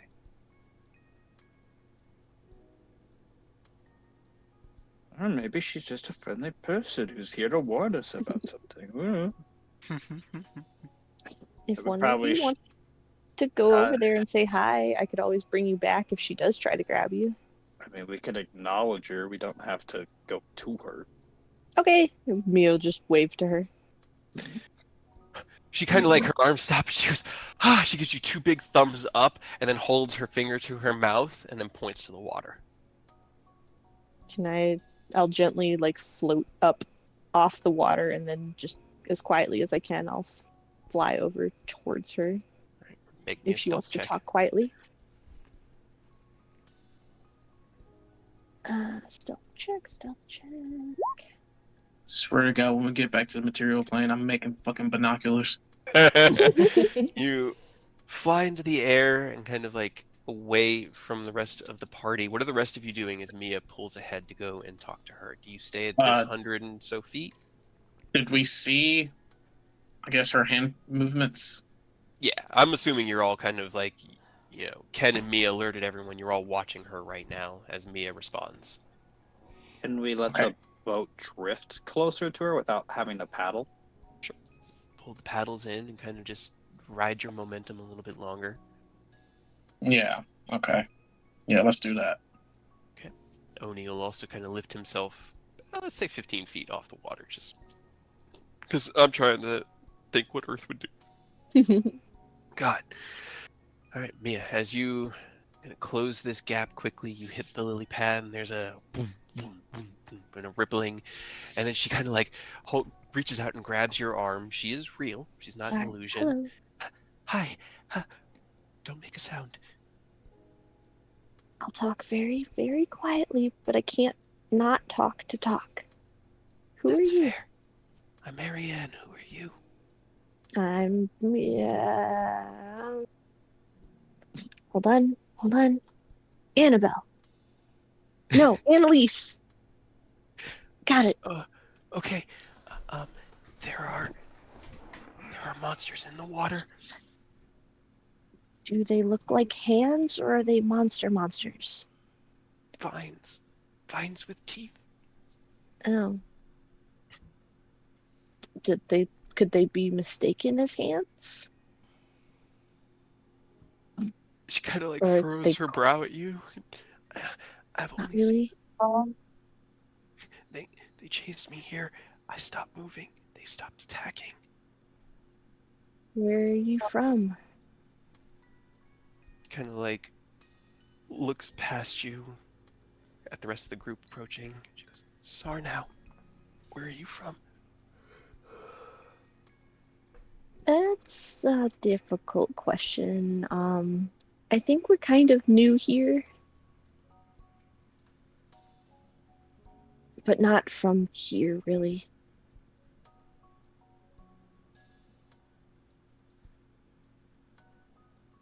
Kind of like looks at you, just staring between both your eyes, like, okay. Can you get me out of here? Can you help me? Probably. Where do you want to go? I have to save my sisters. Everybody seems to be losing their siblings a lot here. She just nods, like, very fervently. Where are they? The heart of the swamp. The grandmother has them. Okay. We heard something about a grandmother. Who is this grandmother that everyone keeps talking about? And just she rules here. This is her domain. Does she have, like, say over the blue magic flower things? She just nods. She Darn keeps them. Okay. Do you want to come with us? Or I can put you on our boat? Would that help against the vine teeth? She kind of like looks to the water, and as you look down, you can see these little ripples around you. And I assume you've been talking quietly to keep your voice hushed. As the rest of you drift up, you begin to... You can see Mia and this woman kind of talking, but you can't hear them from this distance. Can all of you roll me a perception check, please? And one for Oni. Hey, it was almost a 20. It was almost a 20, and that was really good. Aerith and Oni, as you guys keep your eyes trained on the water, you see as these green vines, just ever so slightly like snakes, are running just below the surface as you cruise gently above the water. You're now maybe about 50 or so feet away from Mia, and the lily pads are dense enough here that you're not entirely sure you're going to be able to row your boat through it. You can try, but it would be... Ken would have to steer it. At this moment, you're kind of just ballistic, and you're about to bump into the closest of the lily pads. Without, like, yelling to them or, like, talking louder, Mia will try to, like, mime, like, charades, like, vines with teeth. Roll me a performance check. Because you can't sure use enough you'll performance. absolutely know that what she's talking about. You see as Mia kind of does like snake arms, and then she pulls her lips back, mashes her jaws in front. It's up to you guys if you understand that or not. Should I roll an insight? All I get is something Sure. wavy with teeth. I mean, it's not wrong. Nice. Something wavy with teeth. Yeah, I'll assume that and just tense up and just try my best to just prepare. I'll pull Can out we my fit another broom. person in the boat? I'll pull out my broom and just like float up towards Mia and this other girl. Okay. And just go, what is going on? Roll me a stealth check, and you could fit 3 medium, and then give or take an additional small creature. So Nicholas. Okay, so as Aerith kind of stands up in the boat ends its kind of ballistic cruise along the water here, and just ever so gently into the closest of the lily pads. Aerith stands up and puts like one foot on the pad, takes the broom off his back, gets on it, and starts cruising across the water. And at that point, you all have been watching the water quite intently, knowing that there's something going on. When Aerith finally is about maybe like 10 or 15 feet away from Mia and this young woman, you quietly and under your breath call out to them, and all of a sudden, from 3 spots around you guys, this mass of green vines erupts from the water with a spray of liquid, probably about 15 feet into the air, almost like a fist of green vines. And as it reaches the apex of this moment, the front opens with a massive maw of jagged teeth, and vines rip out around almost like the beams of a sun as 3 Marlboros Son of a Now, bitch! seen you guys, You and I need piece of everyone crap, Cade. to Oh. Well, that's what Hawk was Yes, this is what you sent Hog. cackling about last night. Maybe. Don't maybe Oh me. no. Oh Tracker, come on. no, the initiative tracker. There it is. There A you Marlboro? God damn it! I don't actually know what It's that is. glimpse. From Final Fantasy?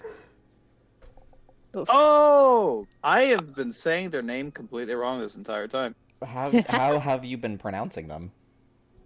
Morlibum. Mor- Something like that. Morbid. I Can I- honestly, Sorry, I was just gonna see if I can re-roll my initiative if that counts. I'd like to go a little bit faster.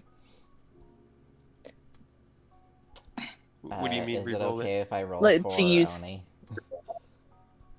Yeah, go for it. To use Tide of Chaos on my initiative Oh, so that I can try to roll again. Yeah, because there's an ability check. Just maybe okay, better than a 3. All right. Oh, Ken. Oh, boy. I'm so sorry.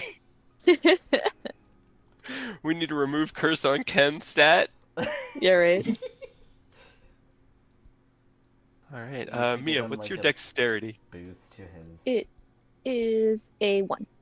Oh, His, one. initiative, What's like your the dex Herringons. score? 13. 13. You are actually faster than them. Oh. Just barely. So you are first as you see the water plunge upward in this massive vines in 3 different spots around you. The water kind of spraying down. What you doing? Try to get the Are these fuck outta lily here. pads like strong enough for us Yes. to stand on them? They are. This one lily pad itself is 25 feet wide. It's the size of a house. This one is 30. They're huge.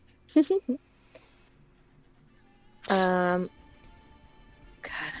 just very quickly, how heavy does she seem like the girl? How heavy, like, would I be able to carry her? Looks like she's about your weight. Okay, so iffy. Okay.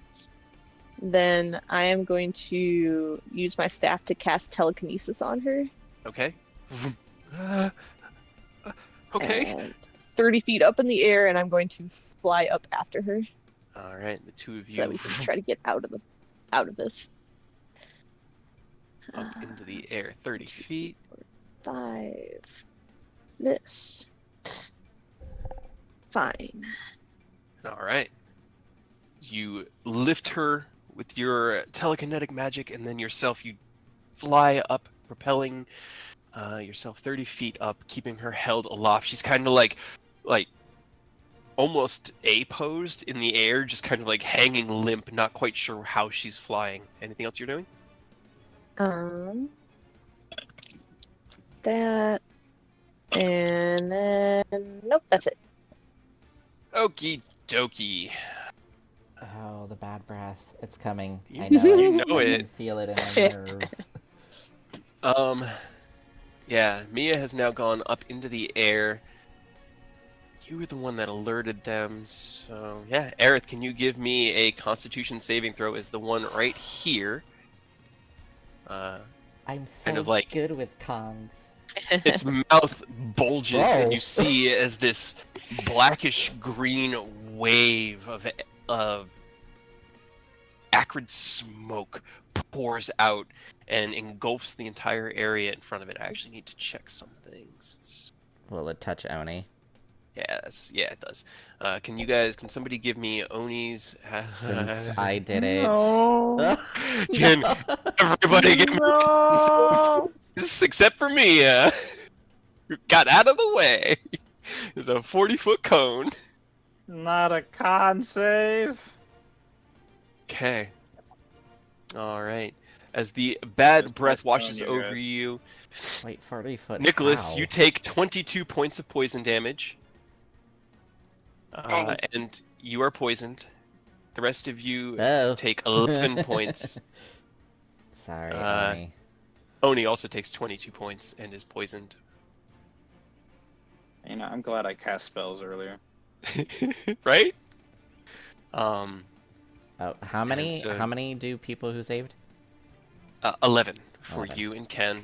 22, Nick and Oni, and Nick and Oni are both poisoned as the bad breath fills this area. And then Aerith, as you kind of like brace yourself for the impact of the first one, this other Marlboro lorps across the swamp, kind of pushing these fronds out of the way, closing in. I need everyone to do it again! Oh my god. They start with it. They start with it. God damn it! This is how I die. This is how you Getting- die. Getting burped on by a Marlboro. How big is Can't the believe it. cone? It's a 40-foot cone. Actually, that is good because from that direction, it is actually. It's not Nick and Ken. It's just Me and Oni. Aerith and Oni. Yep. So it's just Aerith. So I need I one guess for I'll Oni. Roll for Oni 14. again. Yeah. Oh fuck! I'm gonna stop rolling for Oni. You both take 25 points of poison damage, and now Aerith is also poisoned. Minus 25. Mm-hmm. All right. Now, Yay. for Oni's turn, he takes 5 points of poison damage. Stop, I was only gone for a second. Mia, roll for Oni from now on. Okay, I can do that. For Oni's turn, he takes 5 points of poison damage off the top. He spends his Okay. turn retching from the horrible toxic fumes that just engulfed him as he and throws up into the swamp before him, kind of like drifting just a little bit closer to the water than he would have wanted. He spends his action doing that. So And you then he already can took the 5 off of him, or do I need to I do already that? did. I already did. Okay, cool. Okay. And then repeat the saving throw, please, for him. Okay. Con save. Yeah. I feel like monks should have something against poison, but I can't remember what type of monks. He's but, more of a fighter than a monk. He Yeah, does have Indomitable, probably, but I don't know, honestly. I will read his stuff in a second, but I'll just make a con save real quick. 20. 20. As he God, kind of that's like so much. hacks it up, he Don't die. rubs his hand across his mouth and spits out the last of it and looks over He angrily. does He's have no longer Indomitable. poisoned. Now, I need Ken and Nick to make one more. Yeah. Because this one is right here. Die Okay, by all right. vomiting. Another good one for Ken. Nah. Uh. Boy. All right, it's not good on the damage though. So Ken, you take 10 points and are not poisoned. Nicholas, you take 20 points and are poisoned. He's unconscious. I'm not unconscious. Yeah. I would be damn near Actually, close I if I need to- didn't cast a spell earlier. I need to put her in at initiative. Just in case. I'm sure she's definitely friendly. Yeah. Why you It's fine. gotta say that? Alright. Say it. Aerith, it is your turn. I'm poisoned. You are, so you spend your action retching and hacking things up. Let's see. You do still have a bonus action, I'm technically. going to Blade Song for my bonus action. As you hack and cough and then kind of go into your blade song dance, still fighting against this nauseous knot in the center of your gut. Go ahead and make me a saving throw. Constitution. Oh. You save. Yay! Hell yeah. Recenter your body and mind, and you feel as the poison leaves your body. I forgot to roll your. No, You do God take damn 2 it. points of 2 points of poison damage at the start of your turn from the poison, but are no longer poisoned. And God, I it is was now Nicholas's turn. scared. Who is also poisoned. I'm double poisoned. You are also poisoned. So you take 4 points of poison damage, and I need you to make me a con save. I'm Did never you answer? I'm never gonna Yeah. succeed. You can try. There you go. 18 23 flash? does it. Yeah. That'll You're do. fine. As you you feel better. You still feel like you're definitely not enjoying yourself here, but you feel better. The young woman looks at you with eyes wide and kind of mouths, "What are we doing? What are we doing? What are we doing?" Ken, it's your turn. Fighting. Yeah, just gonna fly up and just zoom in and just sock this one in the mouth or All right. whatever classifies as its mouth. I mean, it's basically one big mouth, so. I'm also gonna use 2 charges of justice with some Okay. fire. Let's turn up the heat. All right. As you're using your thunder gauntlets for this one with the fire rune on. Correct. All right. So as you kick off the banana boat into the air and kind of fly over towards where the Marlboro has been burping from, you activate the fire rune. Your fists themselves becoming engulfed in this radiant flame.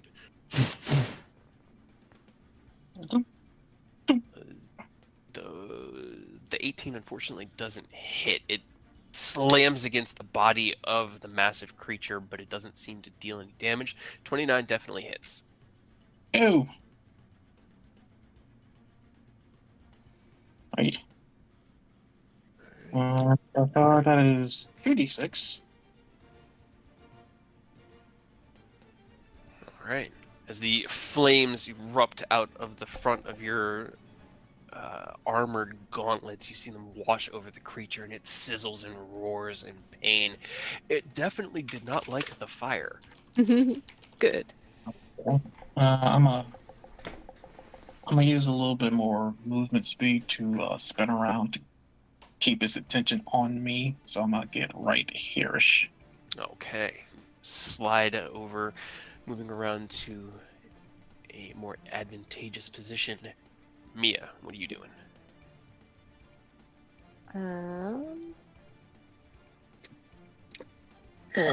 Balls.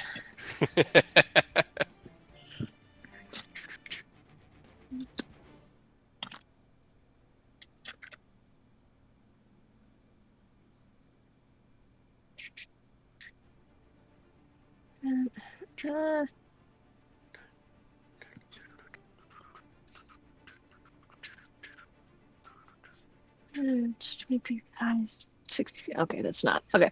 Then I'm gonna vortex warp and try to grab Nicholas and bring him to me and try to catch him, so that I can hold him up. Okay. All right. Make me a dexterity saving throw, both you and Nicholas, because it's kind of the two of you combined can make this work. With my -1. I know. Can you give yourself It's a the higher? normal one. Do you have a portent? All my portents for the day were really bad. Oh, that's right. They were, weren't they? Oh, no. All right. As you vortex Fuck did I warp miss? Nicholas over to you, Nick, can you make me? No. Into the water. I'm Yeah. trying to help. God. You reach out with your magic, and Nicholas, you felt this magic before. You know what the vortex warp is, and you kind of like succumb to it, feeling this sucking sensation in the center of your core. You rematerialize, but you weren't expecting to be in the air, and you reach out to grab for Mia, and Mia reaches out to grab for you, but you both just miss. You don't even like brush fingertips. You just and you go, Oh. and you see him. Oh no. You take 6 points of damage as you do kind of glance off the side of the lily pad, and you are in the water. You guys are gonna get me killed. I didn't do that. It wasn't me. Just trying to keep you out of things. What you doing now, Mia? I know. I'm sorry.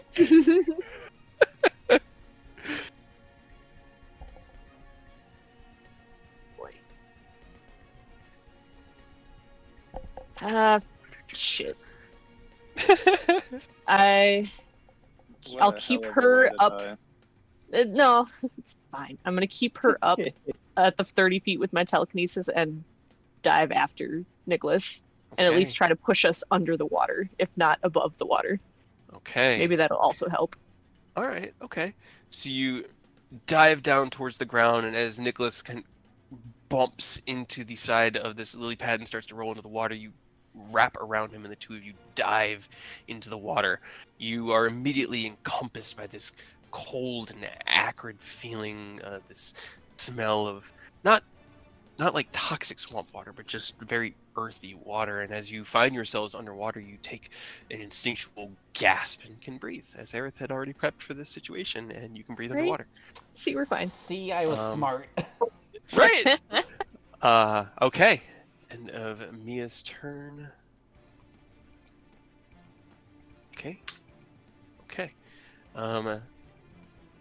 This one is the first one, and it will, seeing that, roll over here, and it's just going to make its. Alright. What's your AC right now, Aerith? 24. Okay. So the two tentacle attacks, as they slam down at you, these massive knots of vines and water, you dance deftly out of the way, kind of kicking yourself through the air atop your broom, and as you overcorrect out of the way of one of the tentacles, you turn and see as the mouth is closing in around you. As I rolled a natural 20 on the bite attack. God damn it. You take 38 piercing damage. Holy fuck. No. And 10 poison. He got a 9. He got a 9 for the attack roll? Yes. Okay. At least that's shitty portents. As the bite is coming in towards you, you hear a burbling from beneath the water, and the Marlboro staggers ever so slightly. You have a slight moment to recorrect yourself and kick out of the way, and as you kick out with your right foot, you kick off of one of the teeth and manage to keep yourself aloft and outside of its attack radius. Because even with a 9, it still only has a 18 to hit. So, all right, that'll be that one. This one, he got his breath back because I actually rolled a 6 on that one. So is it kind of like reels Can't back? get dragon's breath, but you can get Marlboro breath. It's Apparently. take it where you can get it. Can Aerith and Oni please make me con saves again, as Mia and Nicholas are underwater? Fuck. No, it works out at the end. Right? Can at least do this for you. 15 actually saves against them. So Oh! you're good on that one. Oh, and you said Oni. Oni. Sorry. Con save? Con. Okay, natural 20. You both take 16 points of poison damage, Jesus. but you are not poisoned. Yeah, I rolled really well on the damage on that one, but you're not poisoned. So that is its turn. It is Oni's turn. Alright. Unfortunately, I'm fairly unintelligible about what he can do. Besides punch a lot. I was gonna say he can throw hands. Right. What does it take to do a It's at 69 second HP. wind? Nice. It's a bonus It's just action. a bonus action. Okay, so bonus action, I'm gonna have him second wind, so that's a D10 plus his fighter 11. level, which is 11, so 15, which is Not a bad. little bit at least. And then how many times can I punch this Marlboro with whatever I have left? I think he's got 3 attacks on his extra attack right now. Okay, so 3 punch. You sounded so sad, kid. No, that was just me thinking. Yeah, 11. He gets 3 attacks with his basic action. All 3 hit. I guess booming blade on the first one, Mhm. like usual. That and that.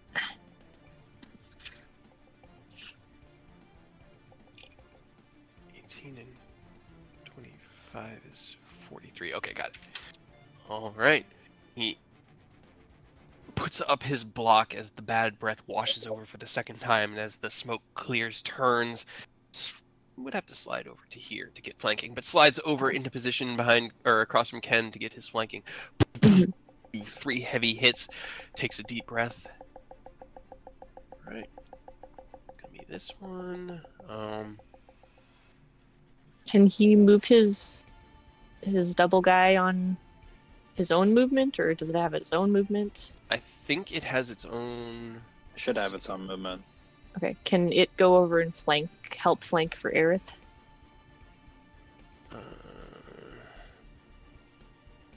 Bonus action.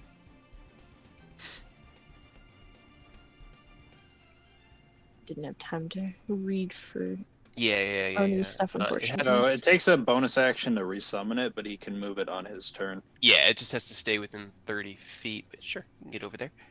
Okay. Runs like along the water and then kind of rests with his feet straddling across these two lily pads. This one has to roll a d6. Okay. Does he want to?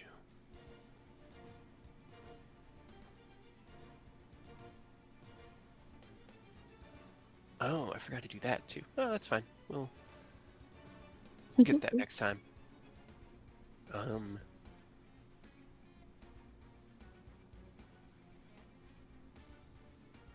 Yeah, he'll just do his normal combo against Ken, since Ken was so kind to draw his attention. Does a 23 hit Ken?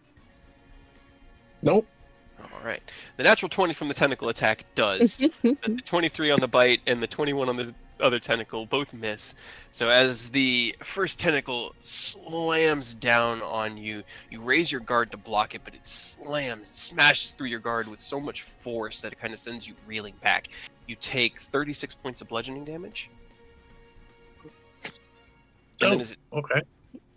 as it strikes out with the other tentacle, you kick away from it in the air, kind of scrambling to get back to your footing in the air. The teeth mash out towards you, but you manage to stay just out of their range, neither one landing their hit. Aerith, it is your turn. I need you to make me a Constitution saving throw, as I've been forgetting to do this. The Marlboro, let's just say the smell that they are producing is debilitating. Make me a con save. You just don't want me to Hey. hit this guy. You hold your breath and steel your gullet, and you are not poisoned by the stench of this creature. If I Next died a 24 hours. smelling one, Okay. My brain glitched out. I took 16 bludgeoning. 36. Oh, Yes, it was a You, critical hit unfortunately. with a. yikes. Okay, The- so that's with the -3 from Heavy Armor Master.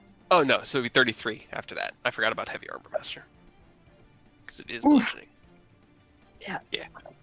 It was a guard Silver and breaker. barbs, but I am underwater. Alright, so I'm gonna use my bonus action to use 2 charges of my file and activate Elemental Weapon Okay. for fire. Mm-hmm. And then I'm gonna attack twice. First attack Okay. will have Butterfly Blade. You have And you have advantage with Oni. Oh, yay. Get him. 19 hits. Okay.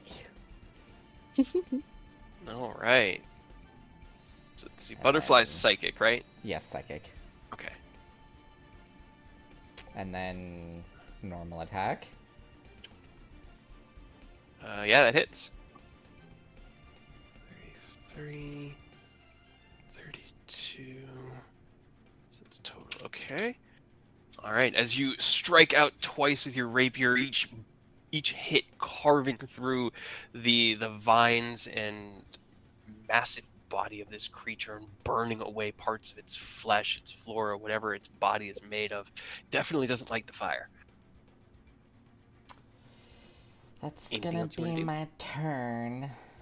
Alrighty, Nicholas, you find yourself underwater, and for a moment it's peaceful. What would you like to do? I kind of like it down here. I don't get breathed on. Right? So, but I need to attack. So I want to swim up temporarily. Okay. And just firebolt. All right, it is a disadvantage as you are within melee Underwater. of the creature. Oh. If I were to dive below water even further, could it not have Nah, it's fine. I'll just do it with disadvantage. You're fine. You got a plus 14. Yeah, I know. As I say that, and get an 18. Right. Fortunately, yeah, 18 just misses. I had Nah. to check their AC. Just misses. So we can now Kind confirm of- their AC is 19. Right. You surface barely and put one hand up onto the lily pad to kind of steady yourself, and from your book cast out the firebolt. It slams into the heavy body of the creature but does not deal any damage. Anything else you want to do? It's gonna get an attack of opportunity if I move. I'm just gonna go back underwater a little bit. Okay. Just How so I far? don't get breathed on. Just enough where I'm still in range so I don't get an opportunity attack, but enough underwater where I don't get breathed on. Okay. All right. Got it. All right. As you dive back down under, kind of holding yourself just under the surface off of the edge of the lily pad frond. Her turn. She's not fighting against your telekinesis, so she's kind of just like held aloft above That's the good. Marlborough, watching the Just battle stay there. unfold beneath her. Ken, your turn. Okay, ow. All right, we're gonna continue the punching. First hit with Booming Blade. We're still at advantage. Go ahead and click Booming Blade. Oh, that's supposed to be. It's 2d8 now, right? Yeah. Okay. Should be. Yeah. And then the level 11 should be the scaling now. Both those hit. Poof, poof. 2d8 plus 2d6. I will be right back. All right. Oh, you said both hit. Got it. 6. All right. As you strike out, both hits landing heavy blows upon the body of the creature, the flames carving away at its flesh, but it is massive and bulky, so it is still there and hungry. Anything else you want to do? Defensive field. Okay, you activate your defensive field around yourself. Mia, it is your turn. Alright, if I grab Nicholas now and get like a good steady hold on him, can I hold him? It would be...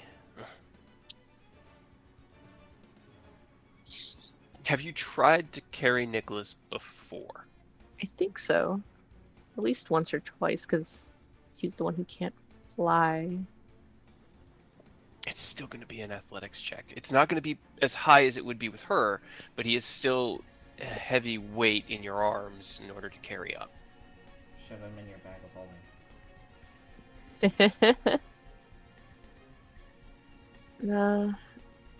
I'll try, because Okay. I'm gonna grab onto him as securely as I can, keep him with me, and then I'm going to thunder step up 50 feet. Okay, roll me an athletics check to get your grip on him as you swim up under the frond and kind of like put your hands against the bottom of it and reach out and wrap your arm around him. You secure him to your body, and then you cast your Thunder Step cantrip above you. Or not cantrip, but spell. The water kind of collapses, and you see as this one lily pad looks like it almost explodes, like and splashes all over as the I thunderous should do energy is some released. damage to both of them as well with the thunder Yeah, they step. are both within range. Con save 3d10 thunder damage, or half as much. All right, so it's one passed, one failed. Go ahead and roll me damage. 10. 21. Ooh, good Hell yeah. damage. All right. All right, got it. Mia, you emerge in the air above the water, dripping, and Nicholas kind of not clinging, but clambering in your arm. He slips ever so slightly, and you kind of have to tense yourself around him. You have him for the moment. but That's it's not fine a for now. very good hold. He's just sort of Fine. it's like a wiggling dog. But you are now up 50 feet. Yes. Go ahead and move that over to there.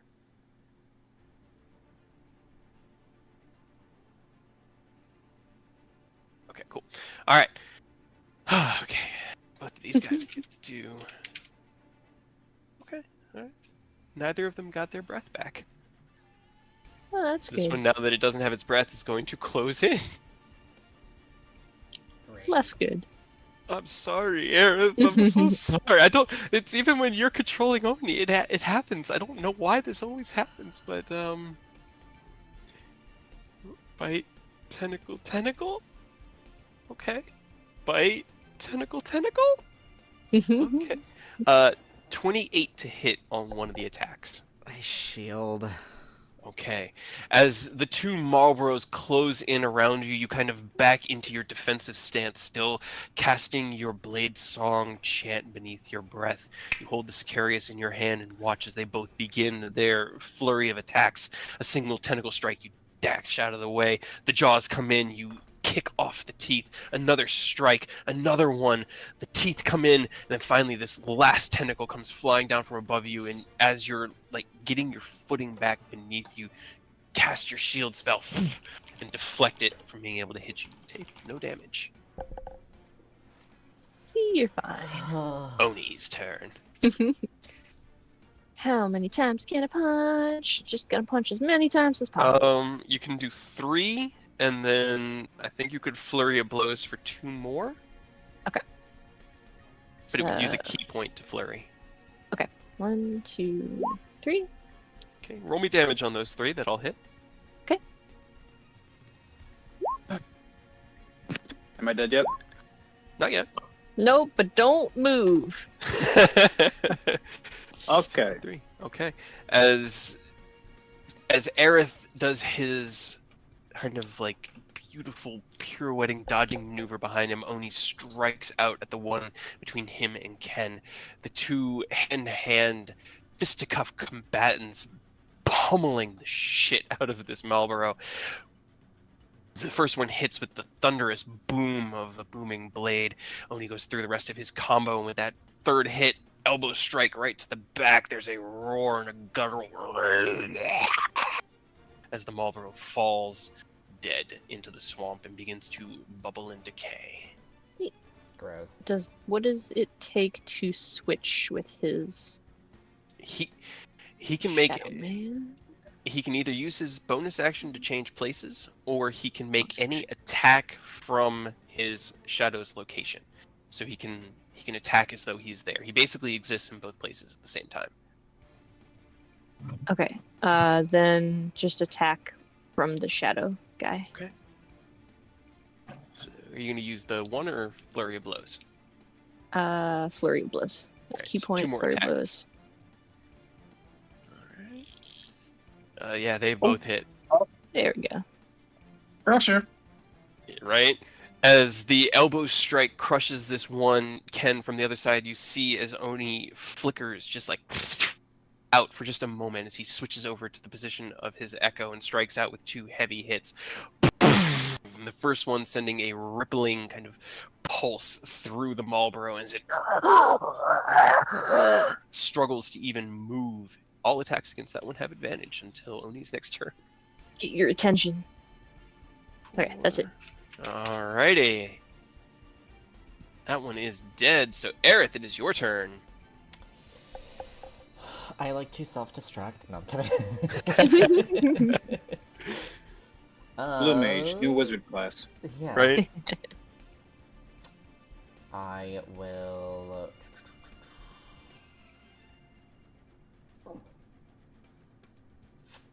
Almost tempted to just cast darkness. I'll just stick with what I know. 2 attacks, Oh, butterfly blade. Cast and- darkness. Go for it.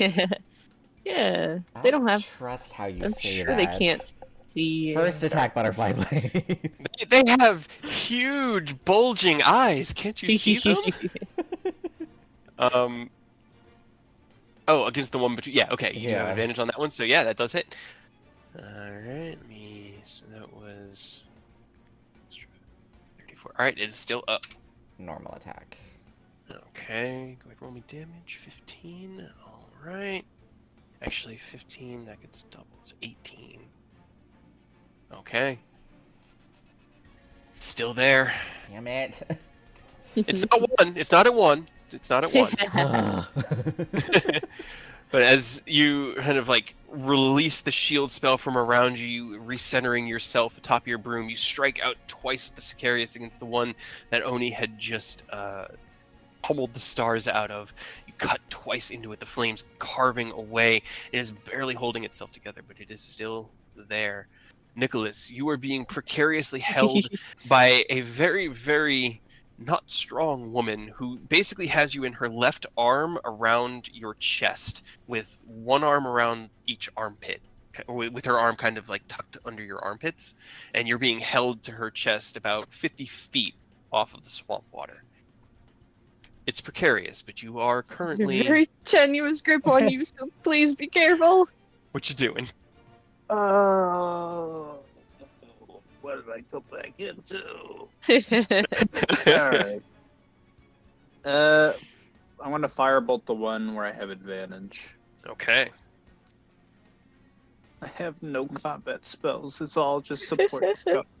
That hits, and with 10 hit points left, you don't even need to, because Oh, there you go. that's 40 points of damage as you like drip with water and look to Mia and hope that she's got a good grip on you. You, moving as little as possible, cast out the most simplest of spells, a firebolt cantrip. Through the air, this little bead of fire soars and carves through the heart of the Marlborough that sizzles and gurgles and then bubbles and dies into the swamp below. Let's do one more adventure. You have to find Mistra. You're in the Underdark. Now you're in the Fey-Wild and you're covered in vomit and slime. Yeah, that sounds One alright. more adventure. Oh my god. Ken, this is your turn. Alright. I guess I'll fly around. I don't want to race this. I don't want to waste the haste, so I'm gonna just get around 5, 10, 15, 20, 25. Yeah, okay, so 30. Then I will shoot at this last one with Vidofnir. Okay. I'll go Vidofnir. You could get a little closer because you can fly through the space of the dead creature. Oh, So okay. it'd be 20. You have 10 more feet if you wanted to keep going. So right there. Yeah, cool. Didn't mean to have that advantage, but 25 hits. 21 also hits. Cool. As you like not dismiss the flames, but lower the shoulder-mounted heavy kind of crossbow that is Vidofnir into its position and fly across the gap. 2 shots across through the vines of the creature, each one trailing with the faint reddish light. It's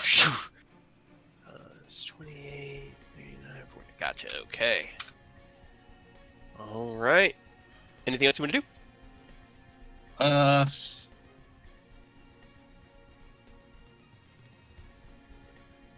Wait a minute.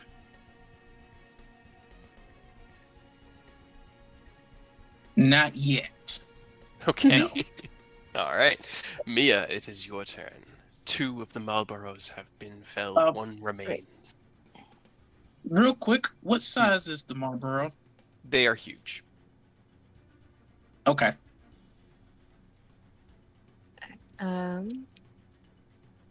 Would it be an action to like try to readjust my grip a little bit stronger? If you use your action for it, then you can secure him without having to make a roll. Okay, I'll do that. Okay. So as you see Nicholas fire out his cantrip from below you, you kind of like secure your staff and get your other arm under his other shoulder, and you now have him with both hands, and he's well secured in the air above you as you kind of like have him held aloft. Okay, and then I'll use 2 sorcery points to quicken spell.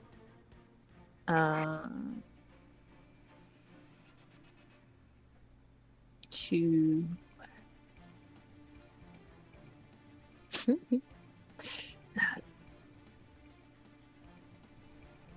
that. Just chaos bolt. Okay. As you Watch it bounce. secure your grip on him, Nicholas, you see the warbling of energy coalesce right next to your face, just inches from it. This mass of chaotic light. 19 hits. Just barely. Just barely, but it hits. I got a 1 and a 3. Jeez. I'm guessing you're gonna do fire. Acid of fire! Yeah, perfect. All right. As the warbling bolt of energy soars between you and the Marlborough, at the last minute it flips into its reddish color and slams into the creature with a burst of fiery energy. That one had. Feels appropriate. Do you trigger? Yes. Oh no. Please don't blow up. I feel like Too late! We're blowing up. 22, 56. 22 is disadvantage on saving throws next spell, or 56. You lose all your hair. Is hair. No.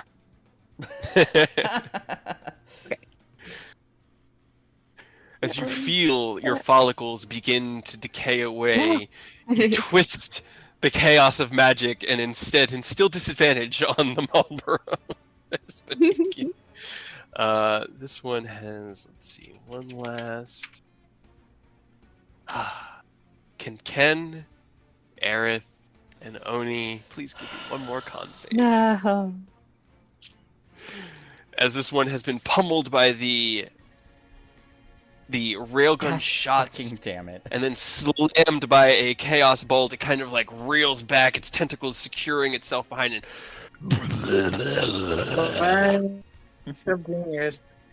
Okay, flash of genius for Ken. Oh, it's good. That's good you did. Aerith, I'm sorry. Fortunately you can't be poisoned again, as you've now saved for the Poisoned next 24 hours. But before. you do take 38 points of poison damage. Oh, Jesus.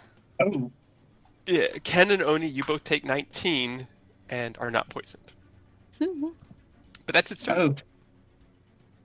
oh. You That's just his turn? love me, don't you, Cade? Yeah, that's all it gets. It just has bad breath. It's like a dragon breath. It either bad breaths or it gets its like 1, 2, 3 combo.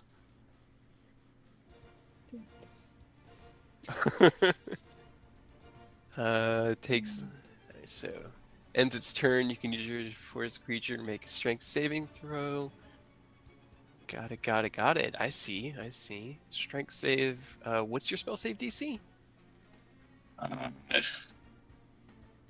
Spell save DC 18.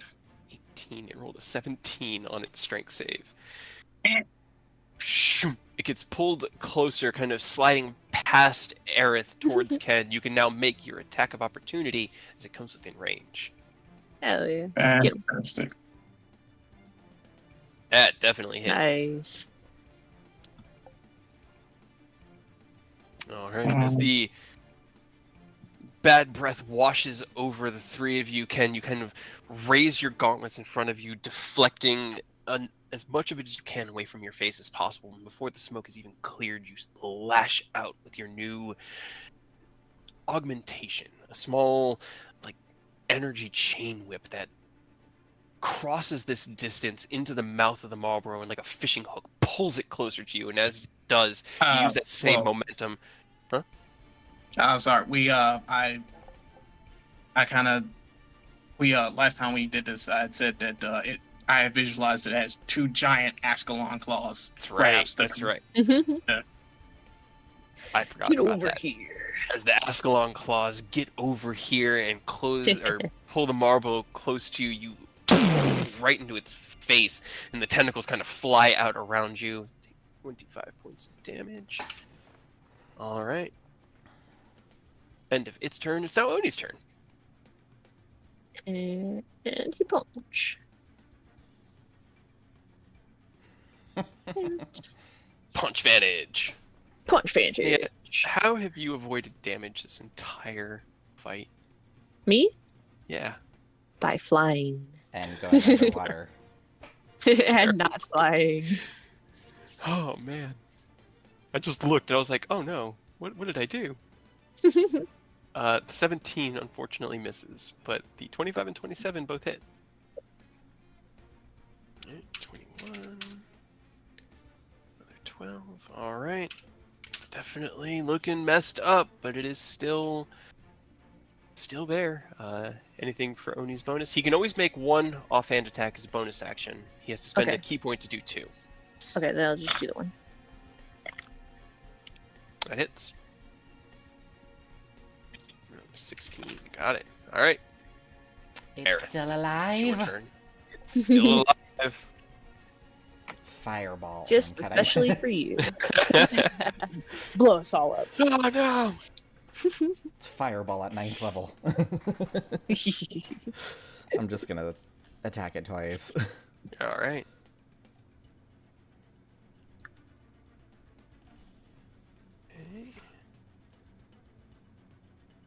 Oh. All right. Oh. It's a good thing you hit that second one. I swear. Aerith, how do you want to do this? Yay! I cut off all its eyeballs and tentacles and just burn it to the ground. Well, it has no eyeballs, but you definitely cut off know its what I mean. tentacles. As it closes this gap, being pulled by these massive ephemeral Ascalon claws. You see as Ken's punch lands directly in what you would presume to be its like nose area. The tentacles flying out around is just from the impact of the punch. And as they do, you see Oni fly around to the other side and deliver his combo. The combo opening up the weak spots exactly where you need them. You take that moment, you focus on your blade, you draw the energy into it, and you thrust one single. And as you feel the flames and the thunderous energy pulse through the creature, it roars in pain, and you know it is just at the edge of its life. And feeling so many things so frequently right here, you've become familiar with it. You withdraw the blade and lash out in an arcing, swiping motion that cuts off the whole back end of it. And as the tentacles into the water around you, the noise of battle eventually fades. You guys can only hear the subtle sounds of nature now reestablishing themselves, the heavy panting of your allies catching their breaths, and the light whimpering of a young woman being held aloft by a telekinetic force. I'm Back in to the pain. banana boat. Was that all of them? I think so. This is all that I saw chasing me. Okay. Why are you out here? I was taken by me and my sisters. We have to help them. Please, you're strong. You can do it. You can help them. What do you know about the grandmother? Kind of like her eyes widen. She is horrible. She is cruelty incarnate. That sounds fun. Okay, I was looking for more specific information, but do you know what she is? She kind of like looks between you all and looks at Aerith. I believe she is what he presumes, but I've never seen one of such or heard of anything such. She kind of like whimpers. She's like, I don't know. She is evil, and she devours and steals, and I don't know. Please, Would protection from good and evil work then? It might help. Hmm. If only we had a cleric or a paladin. I mean, I have protection from good and evil, but I can only do it on one person. Wait a minute. What's the spell that's protection from Fey? There I is mean, a that's part spell of- that lets you do that. Or is that part of protection? It's part of protection from good, even evil and good, Yeah, I gotta. but it's only one person. you just Okay, you. we all gotta cast. Max, I guess 2 people I could do, but Well, we're definitely not going to be able to do anything in our condition. We need some time to rest and recover before we make any attempts. Please. Grants several benefits. Please. I mean, Can't- okay, so we could take something from here and I could teleport all of us back to the inn and then we could come back again after we're not dying. If that's what you would like. I think that might be the best bet. My sisters don't have that much time. They were, I, please, we can't leave. We can't. If we leave, they're dead. She's still being because you haven't told me that you've released it, so she's still being held well, aloft, like yeah. in the air. Depends on how long this goes on because it only lasts for 10 minutes, but She's just Like, pleading. let her down. Like, all right, yeah, like, carefully put her down on Yeah. the lily pad. And Please. put Nicholas down because I'm not strong and I'm My tired leg's now. just waddling. As you lower Nicholas, you feel his 2 hands grab you by your robes by the shoulders, and she looks at you fervently. Please, you are so strong. You can do it. You can save them. Please. How many healing potions do we have? I mean, I'm not very strong. He was very heavy and he's very small. oh, well, shit. I mean, I could supercharge one of your spells, Mia, and just blow up a person. Hopefully. Could certainly try, but Actually, so for protection from good and evil, it's really good, and I can give one of you guys a scroll. They'll use my last charge of my book that you can just use. That will also do it It would help. significantly. Yeah. yeah. Because it And gives I them can disadvantage on everything, and we have advantage on saves. and I And can immune twin from spell a it. bunch of conditions. I could twin spell it and cast it on a maximum of 2 people. Yeah. If we have a second Well- to just heal up a little bit, and then we could probably go. I feel okay. I have no healing potions. We. Another thing is, do we drag her along? Because then she's just an easy target.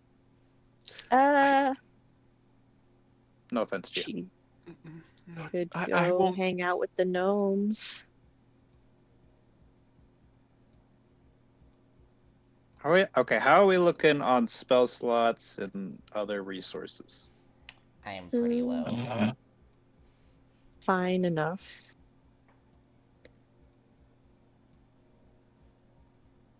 I'm Uh, okay myself. I'm okay on spell slots, and my modules are still charged somewhat, but Yeah. Oni needs Alright, a little bit of health healing, wise- but he's okay. Well, I got, thanks to Ken, 10 charges of Cure Wounds. Who needs them? Me. me. I also need them. I about- also need him. Oni's about half down, and I am perfectly fine. Oh my god. Do you guys want to know where Nick's at? Like 2. You know what's really funny? Nick and Eric are percent-wise pretty much the same amount. I'm pretty sure if I didn't a spell earlier, I would. Everyone's Yeah. sounding robotic for me. Oh, Oh no. no. No. Well, my connection is strong. Why do Can hear you lag? fine. Huh? I can hear you just fine. Yeah, I don't get why everybody's sounding robotic for me. Disconnect. Maybe- Reconnect. Yeah, I was gonna say just I'll do about a that. bit. BRB.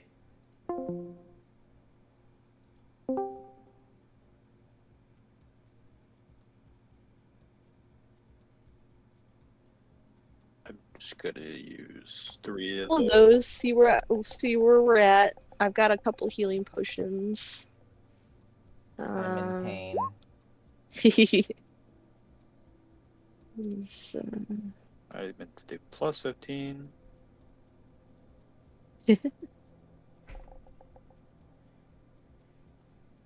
Damn, I'm just fat fingered that entire thing because I did 3d8 and I rolled 48. nice. Whatever. I'll take 48. So that is plus 30. Eh, 37 is better. 37 out of 47. Alright, who else needed some? Oni's about half down, and Aerith is Who- pretty bad. Yeah. Alright, you each get 2.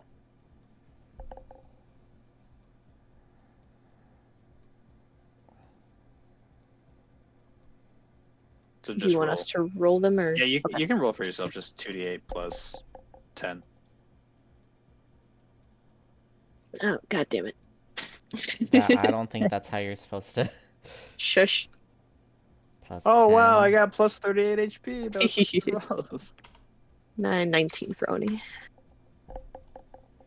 And then we could also short rest if we need to do some hit die. I don't know if we want to wait an hour in the middle of the swamp. That is fair. What's Oni got for health potions? Let's see.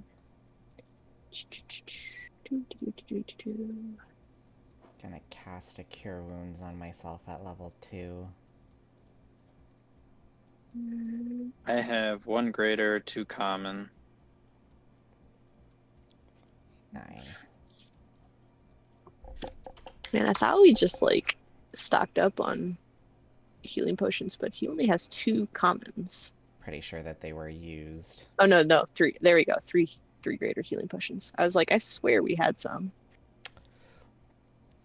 Jesus. And a common is 10.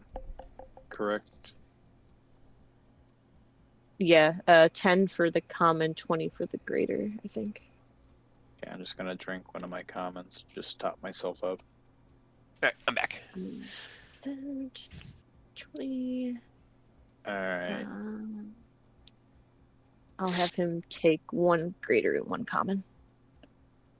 That'll Alright, be close now, enough. how is everyone looking? Better. Better. Alright, if we want to go... I do technically have 2 more Cure Wound charges. I was kind of planning to save them as a, oh no, I'm about to die, but if someone really needs the healing, you can take it right now.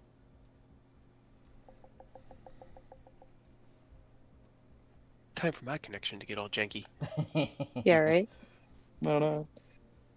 380 I know, right? millisecond lag. What the fuck? Come back. Come on, Discord. Right. Okay, so like I'm fine. Oni's decent. He's only about like 20 hit points down, so I think we're okay. I'm better. Do You you need want more another healing right now? bookmark? I I can do can my do- cantrip, which is 1d4. I'll do another Cure Wounds on myself. That's fine. Do you want to save your spell slots?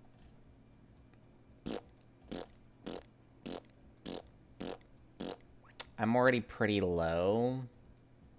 Actually, I'm gonna use 2 of my charges to do that, so... So I'm still kind of saving my spell slots. Little bit. A little bit. Oop, nope, Little bit. that's not a Little bit. minus. Okay, I'm at a better spot. Take it away. As you all kind And of I like can- patch yourselves up, she watches you as you cast your healing spells, and she kind of like sighs. Then you'll go. You'll help me. You'll help me save them. Because you're so desperate for it. No, I'm just kidding.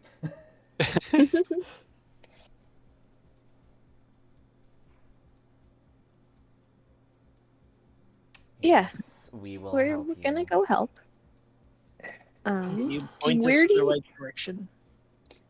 Yeah, and also, where do you want to be in this? Because I don't assume you want to come with us.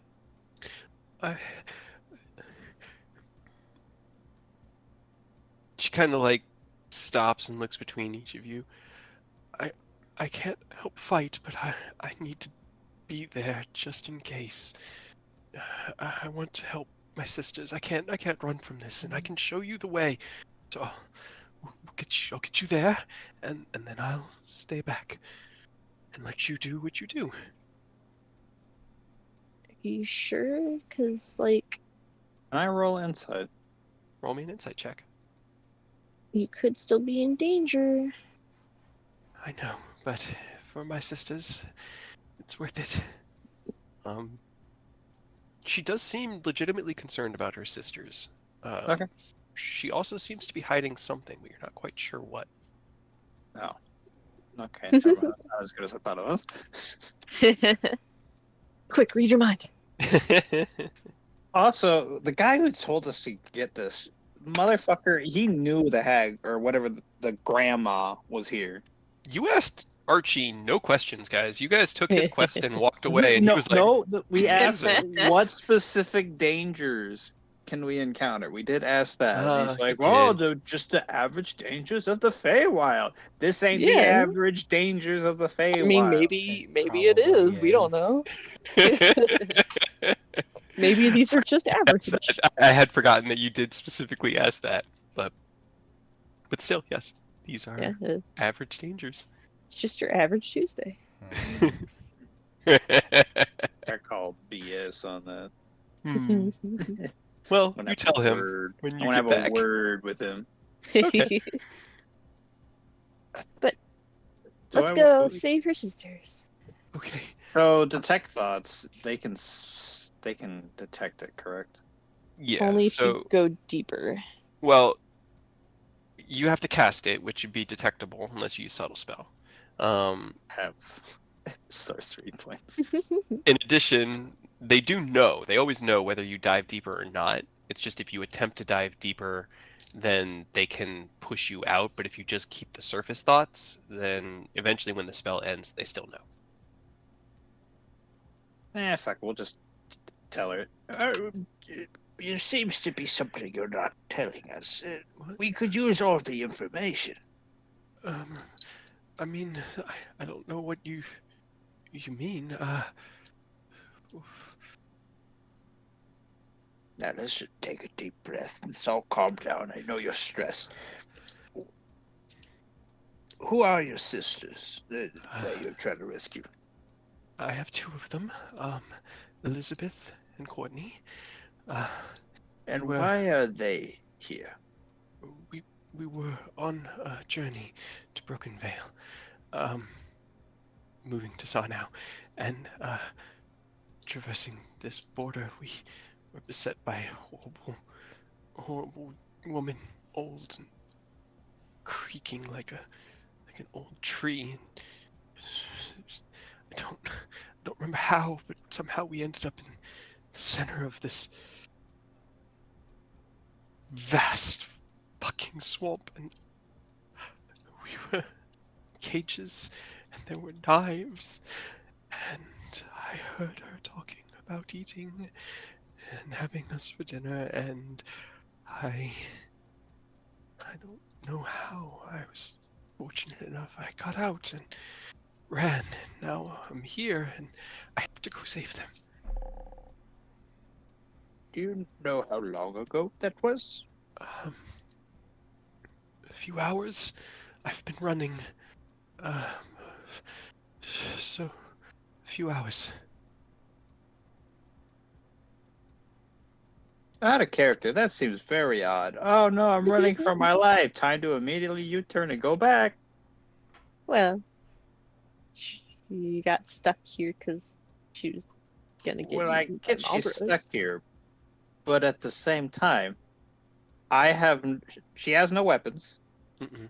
She has no magic that I could Mm-mm. detect. And she's like, ah, yes, I shall go back and rescue my sisters. Well, she was trying to run away, but she is willing to But- go back with you. Yeah, because now there's Oh. strong people to go save her sisters for her. I don't see why she wants to come along. I can't abandon them. They are my sisters. Okay, we can do that for you. You can leave. I could, if I left and you never returned, I would hate myself forever. Not There's for your something loss. very sus here. I don't know what's wrong, but I know something's wrong, and I can't tell what. I'm sure it's fine.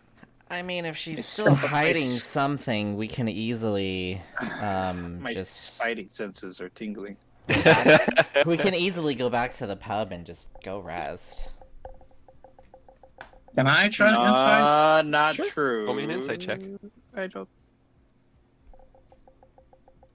I mean, I'm nah. afraid we'll no. go into an area we can't get out. 15 isn't. I mean, it's not terrible. She's. As you guys continue to like discuss this and seem to be distrusting her, she's growing more and more desperate. Like her grip on Mia's clothing has gotten tighter, and her face is getting more like distraught with each question and each follow up of, trying to really understand. And she just wants to go. Is what you get We're the on a vibe. She's timetable just ready here. to go. We can question her Is later. she under any magical effect right now? How could you tell?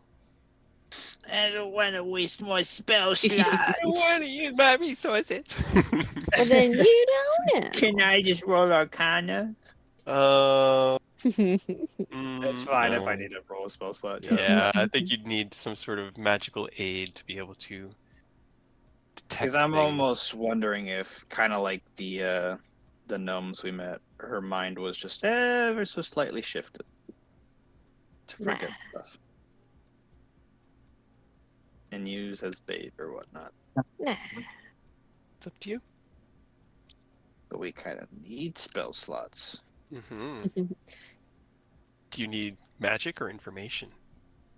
That is a very good point. I mean, do you want me to... For Dispel Curse, do you have to know there's a curse in the first place? Or can you just be like, Dispel Curse? No, you do, because we had this actually happen with.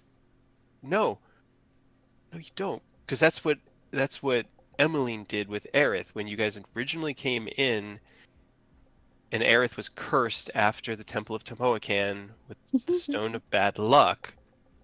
You guys, there was another.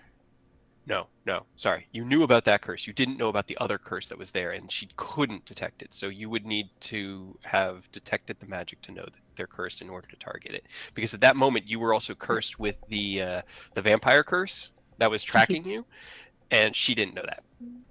All right, hold on. I think I can just cast it at will. With my staff. Especially the dispel magic. Cast following spell without using any charges. Okay, detect magic. Detect magic? Yep. Okay. Let's see. Any weird magical effects on her person quickly before we go. There is a aura of enchantment around her.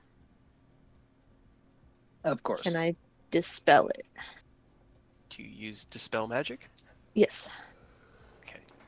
As you dispel away the magical effect that you were seeing, you can see that there are some that are more ingrained than the. Let's see. So, like, remove curse is going to be. Actually, I do need you to make me a charisma check. Okay. 10. You cast out, and while you can feel the enchantment effect, the magical effect around her, your dispel is not strong enough to remove the effect from her. And she kind of like looks at you and goes, What's wrong? Why are we standing here? We have to go. Do you want me to use remove curse on her? I don't know if it's a curse or just a magical effect. I mean, you Because I think detected it, point it out, and I'll try remove curse. Okay. You remove a curse, and you do feel something kind of unknots and unwinds within her.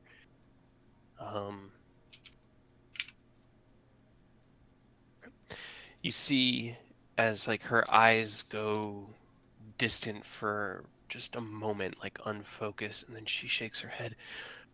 What are we doing? We have to go. Come on, please. If you're not going to help me, then I'm going to go find someone who can. no, we're going right now. It's fine. We're Come on. going. You were just cursed. I don't feel... Whatever it was It's is gone gone, now. and it didn't fix it, so we just need to go, I guess. And what I think about I'm using arcane recovery, Okay. so I don't have to do it later. I hate to say it, but my like Nick said, my senses are tingling. Your dragon senses are And- tingling. Yeah, depending on the severity of the situation, Plan D might be on the table. Like on It's always We on the have table. plans? like Plan D. The big D. The big We don't have time for that right now. Well, No, I'm this- going to go help her. Thank you. Okay. Okay. Alright. I ran from over here across the lily pads. We just gotta follow them, and eventually, not far from here, the ground will. It's not solid, but it's shallow enough to walk in. Okay. All right. All right, Kind of- everyone. All right, let's see what this is going on. Red alert. Keep her head on a swivel.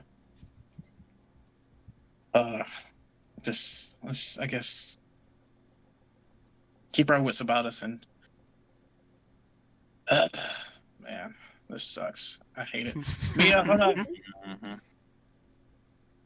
Ken will just start flying after Mia. Then All right. come on. Also, as we're going, who needs the scroll of protection from good and evil? I'll I do would it on assume me and Ken. It will last. The 10 scroll. minutes. Well, the scroll I can give to someone as long as they don't use it. It's lasts the half the day. Oh, okay, cool. Yeah. Before So- we get into something, I'll do it on me and Ken, but it only lasts 10 minutes, so not yet. Hmm. So, Aerith, do you need it? I'll be fine. yeah, Okay. probably maybe. Oni then. Sure. All right. Yeah, as Mia Okay. starts walking and Ken will like come catch up and she just turns to him a little bit, just I understand that like it might be something bad or maybe not what we think, but if someone needs help, then we help them, right? Yes, I know, but we just can't go into a situation because someone is pleading with us. We need information. We could be walking to a trap or anything could happen. So we just I'm not saying we don't help her. We just need more information. And unfortunately we can't get it. So we just have to just please keep your eyes and ears open. I don't want anything to happen to you or anyone else here. But yeah, obviously the lives of innocents are a priority. So for right now and for the moment, we'll just have to trust her. And if it is a bad situation, then we get out of it. Yeah. Yeah, you're right.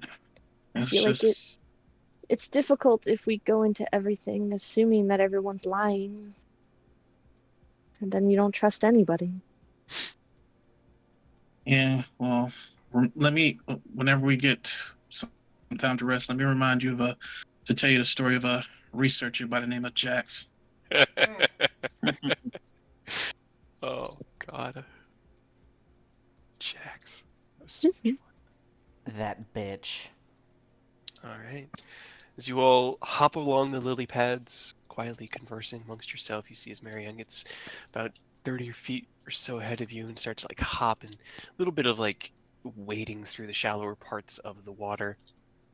The map here doesn't really like track with what I'm doing, but as you reach up to this like little tributary, it gets shallower and shallower until it's only about knee deep and then shin deep, like halfway up your shins. And she starts like wading through. Okay, we'll have to walk through the water from here. Just You're funny. Just float. I guess she looks at half the party floating above the water, one of you walking on it. She goes, right. Well, I mean, that's why you're helping, right? You're powerful enough to do something, to change things. Okay, good. Whew. We're coming. And she turns and marches into the depths of the woods, the swamp. You follow along, trailing, keeping your wits about you. Everybody make me a perception check as you keep your head on a swivel and watch towards Flash and Paranoia beam. sinking in. Whoops. That's an 8, not a 10. It's an 8, yeah. My dice lied to me. No! Poor Oni. Poor Oni. That's 18? 2 1s on his perceptions. Alright. Mia, you smell it before anyone else. As you kind of like are walking through the forest, this swamp, the swamp itself doesn't have like really nasty pungent smell. It's actually pretty clean. It's got a little bit of like a earthy freshness to it, where it's musky and thick, but not like I can't breathe through my nose. There's almost something pleasant about the swamp here that just it was almost unexpected given how wet and disgusting everything looks. But as you get closer and closer to your destination, you can smell the faint smell of a cook fire, smoke in the air. And as Mia kind of points it out, the rest of you can isolate it at the edge of your periphery.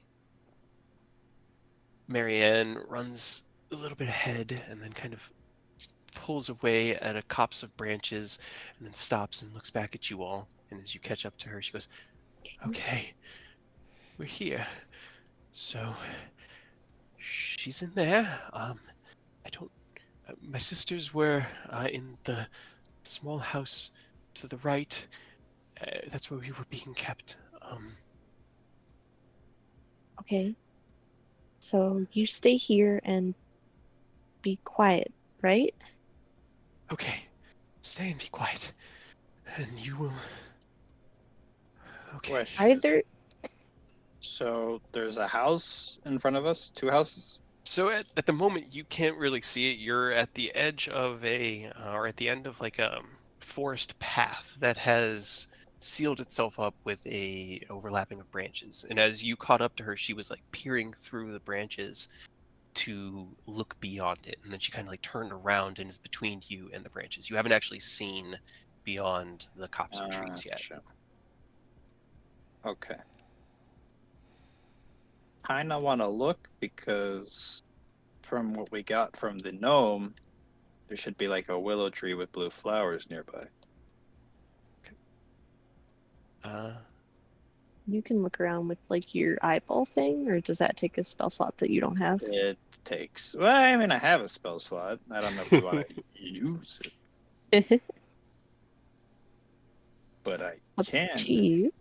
Want arcane eye. I can. Yeah, I think I'll be fine. I'll use arcane eye. Okay. You cast your arcane eye, and it drifts out before you, invisibly through the trees. Roll me a perception check. It only has 30 feet of movement, or 30 feet of visual range. So A Natural 20. super eyeball. Okay. As you drift through the copse of trees, you can see at the edge of the vision immediately what looks like a round wooden hut close to you. Next to it is like a wooden kind of walkway that leads to. It's almost like a treehouse, but it's built along the ground. This like decking essentially of wood and actually hold on, let me see if I can.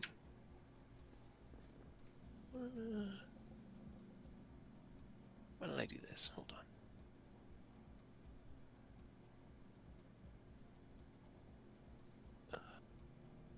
Actually, no, I don't want to do that. Never mind. Okay. Exploring with the eye, there are a number of small houses kind of built onto this wooden decking, each one circular and maybe about 20 to 25 feet in diameter. With a natural 20, as you're drifting around as well,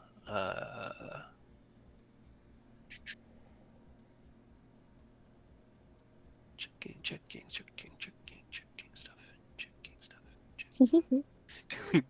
Checking stuff. There's a mass of something in the middle. It looks like a tree, but your arcane eye can look in every direction. Limit how far. Yeah, but you're. It looks like a massive dead tree in like the middle of all of this wood. Unfortunately, the complex of houses kind of ends with this thick brush around it. You don't see anything that would be like a large willow tree, but there is flowing water off to one side, the far edge from where you're coming in, and you could continue to look in that direction if you wanted. Yeah, I want a quick look in that direction before coming back. All right. So as he spent about probably 10 or so minutes scouting this out now and drifts over there, is there anything the rest of you were doing while you kind of like wait for Nicholas to scout the area out? Do you want Oni to also scout or no? Have him not get grabbed by arms. I mean, he could send his little shadow guy out, and even if it does get grabbed by an arm, then I was actually say, isn't he immune to being restrained and grappled? also I think that yeah. You can just taunt them like, "Oh, what are you gonna do? Grab me?"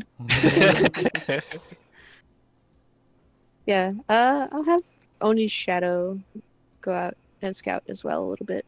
Okay.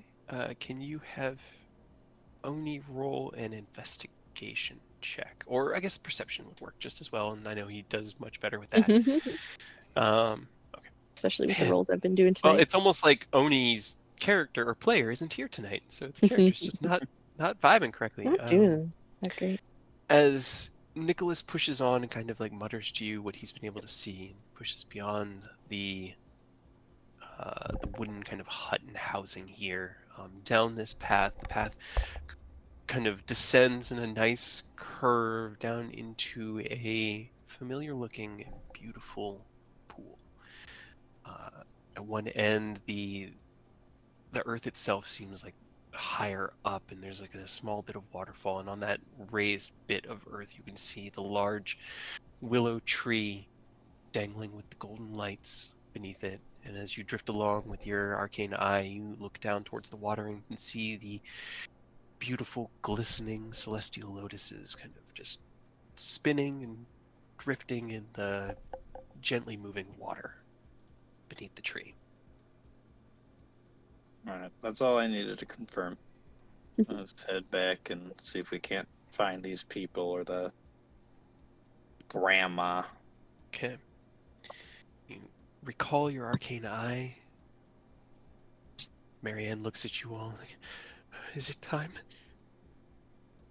Almost. We're just trying to see if we can find your sisters before we run in there.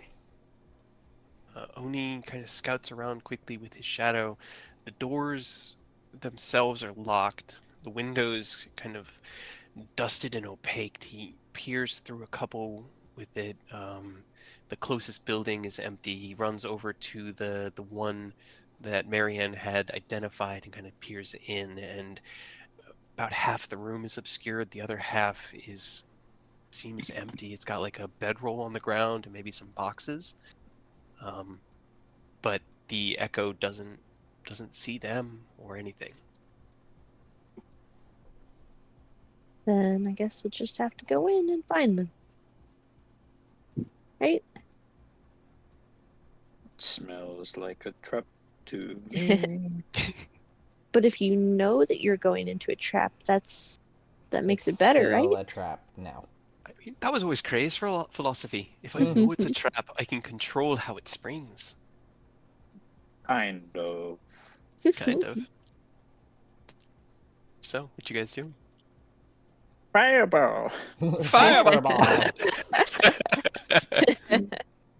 What do we want to do?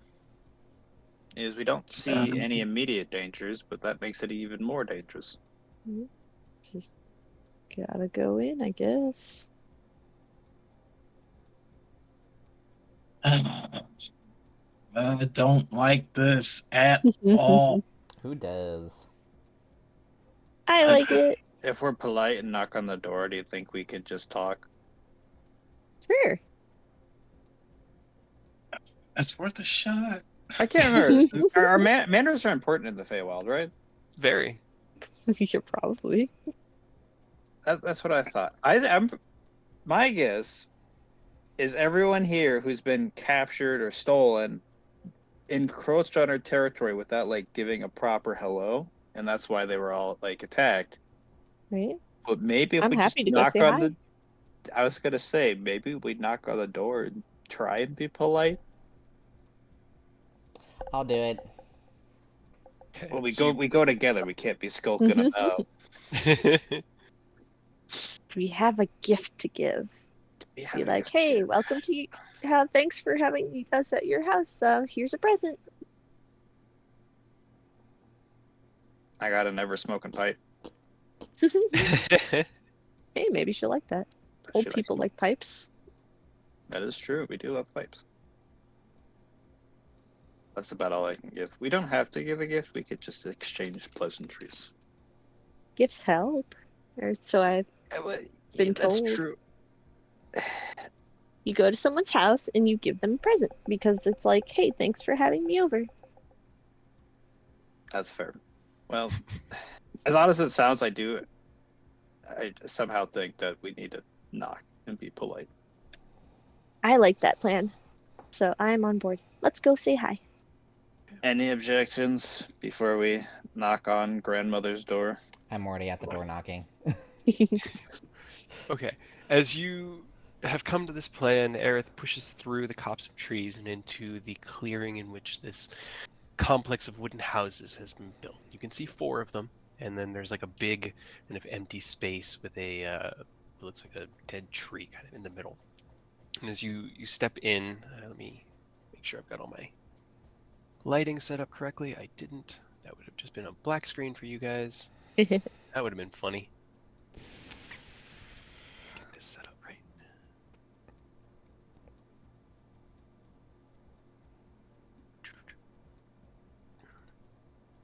As Aerith goes ahead and we follow, and Mia will just grab Ken's hand and squeeze and just, no matter what happens, we'll be there together and we'll get through it. And nothing can hurt.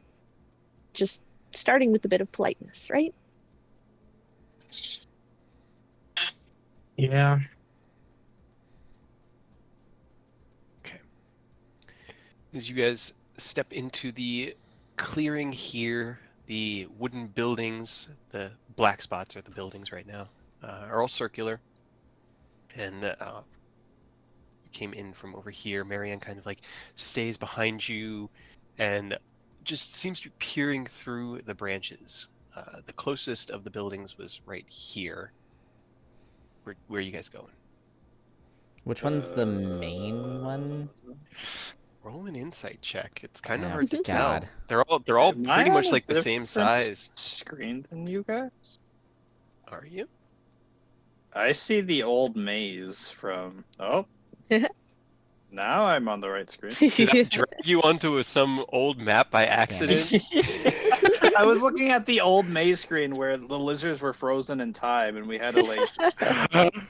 I Oh, see dang. what I did. Oh, oops. That's Oh, an Yeah, I'm like, damn, I'm just stuck back in time. awesome. It's really hard. I mean, all the buildings look almost identical. They're just these circular huts that are about the same size. You'd guess maybe the closest one is Any of them got a mailbox? no. Which But one? 5 Which one is insight. releasing smoke? Um, Should have been my question. be this one, the one closest. I will knock on this door, wherever the door is.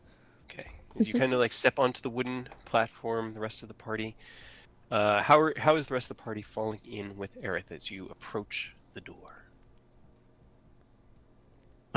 We should probably, like to say, we can't be just, sneaking about. We should probably just be up front, try to be as polite and upfront as possible. As you approach tentatively, kind of cautiously walking, closing this gap, you hear a sound behind you, the rustling of branches, and you look and you see Marianne jogging towards you, and her demeanor has entirely changed. She's no longer demure and afraid. She seems happy, chipper, excited almost. There's the trap. As you reach your hand back to knock, you hear It's her call, okay. "Grandmother, they're here! I brought them just like you asked!" And she kind of like walks past you all, and you look towards the direction she's walking, towards the center, and you see as the ground bulges and pulses. And then finally, like a shotgun, a hand, and another one, and then this large, massive, emaciated body raises itself out from where the tree has been sitting and kind of like pushes it out of the way, merging with it. And you look and you can see it looks like an old woman, but her body has been entirely mutated into what looks like almost like a massive worm. And I'm going to show you guys the art of what it looks like. Doesn't change anything. We're still going to be polite. Right? Hold on. Yeah, me- you haven't done anything show you bad. the art. Oh, actually, I can go to Hawk's chat and take it from there. This is the thing you sent him. This is the thing I sent him. Ow. Oh, that's As great. this He massive looks kind of lovely. acrid creature raises itself out from the pit and looks down. Marianne runs up to her with a smile in her face. "I brought them just like you said. Am I a good girl?" And she looks down and the tongue kind of unfurls. "You are a very good girl. Hello, unwanted guests." She reaches down with her left hand and snags up Marianne, kind of like gripping her entirely around her body like a doll. And as she sneers at you, she eats her, snapping her into a just mass of flesh and bone that dripples out of her mouth and down her tongue and onto the deck before her. She slams her hands down and leans down towards you all. "What are you doing in my swamp?" Oh. And that's where we're gonna end this piece. Feel like I've seen 'Cause this there's stuff play here. before. No, I'm kidding. I couldn't resist it a second time around. I had to do it this time. But we'll pick up with you guys staring down the grandmother of the Vale next game. And you could definitely be polite. She's not She's killed you gonna yet. Say hi. Kind of Marianne is figured now that the girl was an amalgamation of whatever the... No, she was human. Oh. Well, that's She was- unfortunate. Yeah, she definitely was 100% real and human. And when you saw her get eaten, you saw bones snap and blood go flying. It was a visceral scene as she was devoured. I in thought that we moment. removed the curse. The altered memories, yes, not the dominate person. The dispel magic would have worked if you'd hit a 20. I rolled better. I know. Well, But poor hey. innocent girl is dead. you helped a gnome, We helped, Maybe. maybe. maybe. But as long as everyone's cool, because I know we had a later start, but also I don't like doing big fights without Yep, that's everybody fine. because they can be complicated. So If we're as friendly as possible, I'm sure we will not need to fight. that is fair. And I I thought about feel having us like- do the conversation, but I think that even would be good I with feel Oni like involved. even if we mention the flowers, she's gonna get pissed off. Maybe not. Mm, Maybe she just wants something in return for it. Yes, she wants something in return. We could also, I don't know if it'd be good or bad to mention the guy who wants the flower. Well, you have a week to discuss your theories with each other and tell me. We really don't have anything of value, though, to trade her that's worth the flower. Because obviously the flower is super important. I think you forget where we are. Hmm? We have names. I'm not giving her my name. Then don't say we don't have anything valuable to give. I'm not... Okay, but why would you... That's Why like would the you one even thing you wouldn't suggest give her. No, because if you offer her your name, you're not offering her your name. You're offering yourself. That's what your name represents. If you give her your name, that means she gets you. It's like dominate person, like you. It seems fine.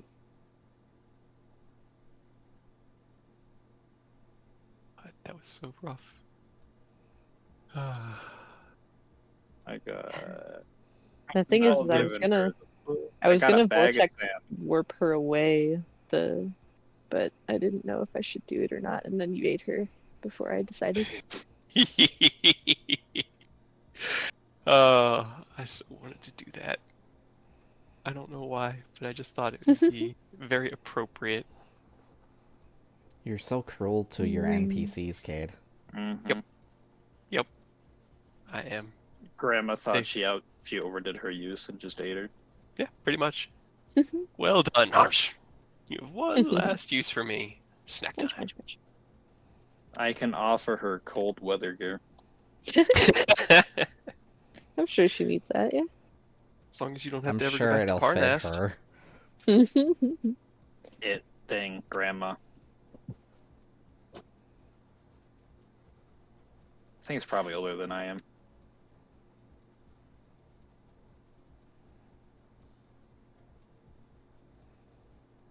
I See can the little teach her guy a in the stuff. art. Oh. Oh my god, I didn't. That's a dude.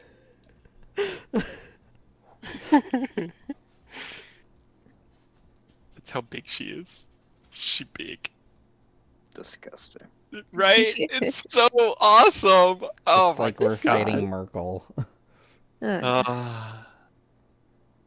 The best I can offer her is I can teach her a new spell. And I'll just teach her Nicholas's quick band-aid. Here's a band-aid. No, I never Oh. said it had to be a spell with much use. That's fair. That's fair. Go ahead. Trick a Fey. It'll work out for you, I'm sure. Oh man. I would say that works out. Maybe she gets a boo-boo at some point and she needs to heal it. Maybe. And it's a cantrip, so New thing called bandages.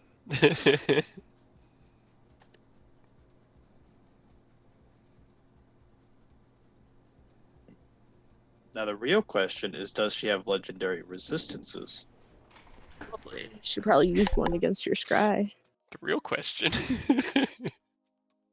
What was that flash? And why did the scry kind of work, but not fully? Yeah. To be fair, if she has added legendary resistances, we could just time stasis her, grab the flower, and leave. Sure.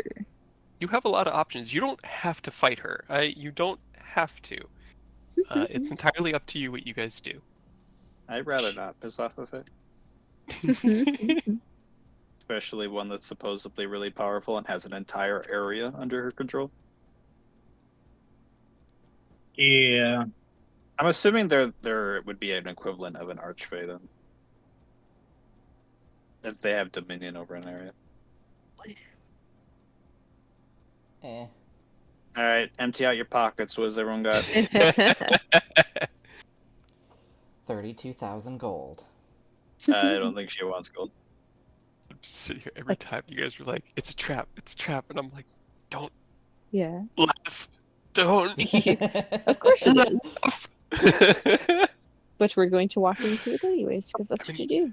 That was how I always felt with Cray. It was like I could try to not, but then I can't proceed because the trap is between me and my goal, so shit. I mean, this is a good Do you trap. think that she would like a children's book about gods? No. Maybe. I mean, it depends, because, like, maybe they don't know about the gods in another realm. Right? And it's I mean, some very people- important to me. Like, you could offer her a snack, and maybe she think that's the most amazing thing in the world. Like, oh, what's the one with what was the group? How am I fucking forgetting their name? But she offered a muffin to the hag. Oh, Critical Jester. Role. Granted, it was a Yeah, Yeah. it was crit. granted it was a muffin of With dust of deliciousness. Yep. yes. The dust of deliciousness. That And then was modified memory. Jester, right? That was Yeah, that Jester. was Yeah. Jester. Yeah. Because she modified the memory of the hag to convince or to like rearrange it, forcing the hag to think that something She was had a already great given time. to something was given to the hag so that she could break the curse on Nott. I thought it was that That's she made right. it think that she had just such a wonderful time that she would just freely give it. That's what I think it Yeah. was. Yeah, it was based They around were- Nott's curse, but They were yeah. friends. Yeah. Because doing Yasha her favor. was trying to threaten her and intimidate her, but that didn't work. She came back later in the campaign too, right? They like reached out to the hag because they were like, "Oh, she was friendly. We'll talk to her again." You know.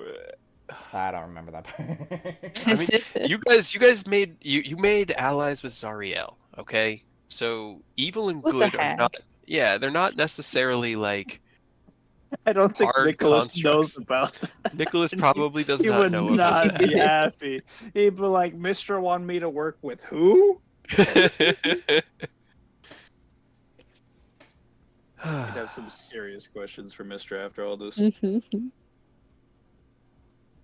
It's fine.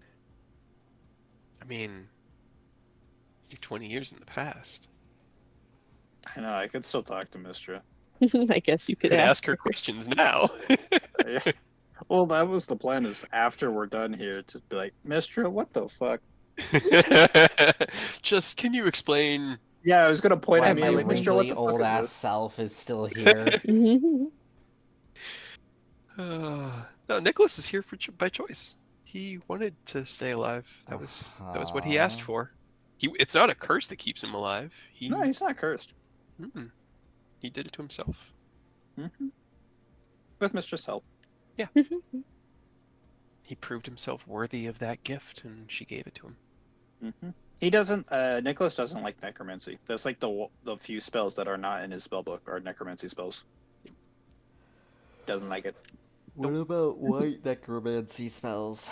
Like Revivify and Resurrect, Raise Dead. I mean, he'd be fine with that, but he's also not a cleric, so he can't cast those spells.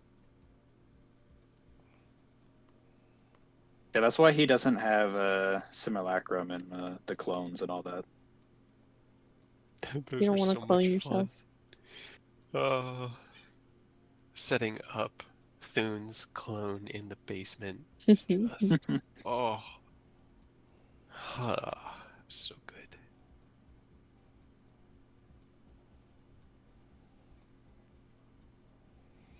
We need nobody to fix his portal. There's actually a lot of things. We need Robert to get his army put together. Nobody to fix the portal. We need to figure out what Aureus has been doing. Aureus and Robert are doing really well. I will say, In very different for ways. Takashi, the portal was a gift from a god. It's not necessarily something they're gonna rebuild. Ask another god. You know how when Bahamut brought Ken back, he kind of had to step out of things? Yeah. Helm What hasn't god been was it seen then? in Acheron since then. When Oh, it's he Helm. ended, Yeah. he ended the infinite battlefield and gave them the gate so that they could use their skills gained to protect the multiverse. Because they spent eons warring with themselves to the point that the population was almost extinguished. And he made that interaction, that change, and the gods went, "That's it! Out of there! No bad. I mean, Take Helm, away the change." Helm but probably willingly left afterwards because Yeah. it's just Helm. That's who he is, exactly. He felt that it was a worthy trade-off. So, all of that being said, the fact that the gate was destroyed is a travesty because it's not something that's like the closest thing that exists right now is the Platinum Gate, and that's just a teleport, really. I mean, they got time. Maybe we can teleport to Acheron after this and stop that from all happening. Okay, post game, absolutely. Ken could probably definitely help Acheron rebuild the planar gate after the game, given years and time. No, I'm saying we could Well, teleport because we're in the past. Teleport to Acheron That's true. before it blew up. That is fair. You are in the past. I keep having to keep Destroy the forgetting. timeline. Let's go. Knot it all up. What's the worst that could happen? Mhm. That was fun. That was. Doctor This didn't- Strange in this. Check out any of the other areas in the Veil Waters. The other rooms of the dungeon completely unexplored. I don't know if I Nobody- want to. Nobody went into the woods or the canopy. You guys just followed my lead.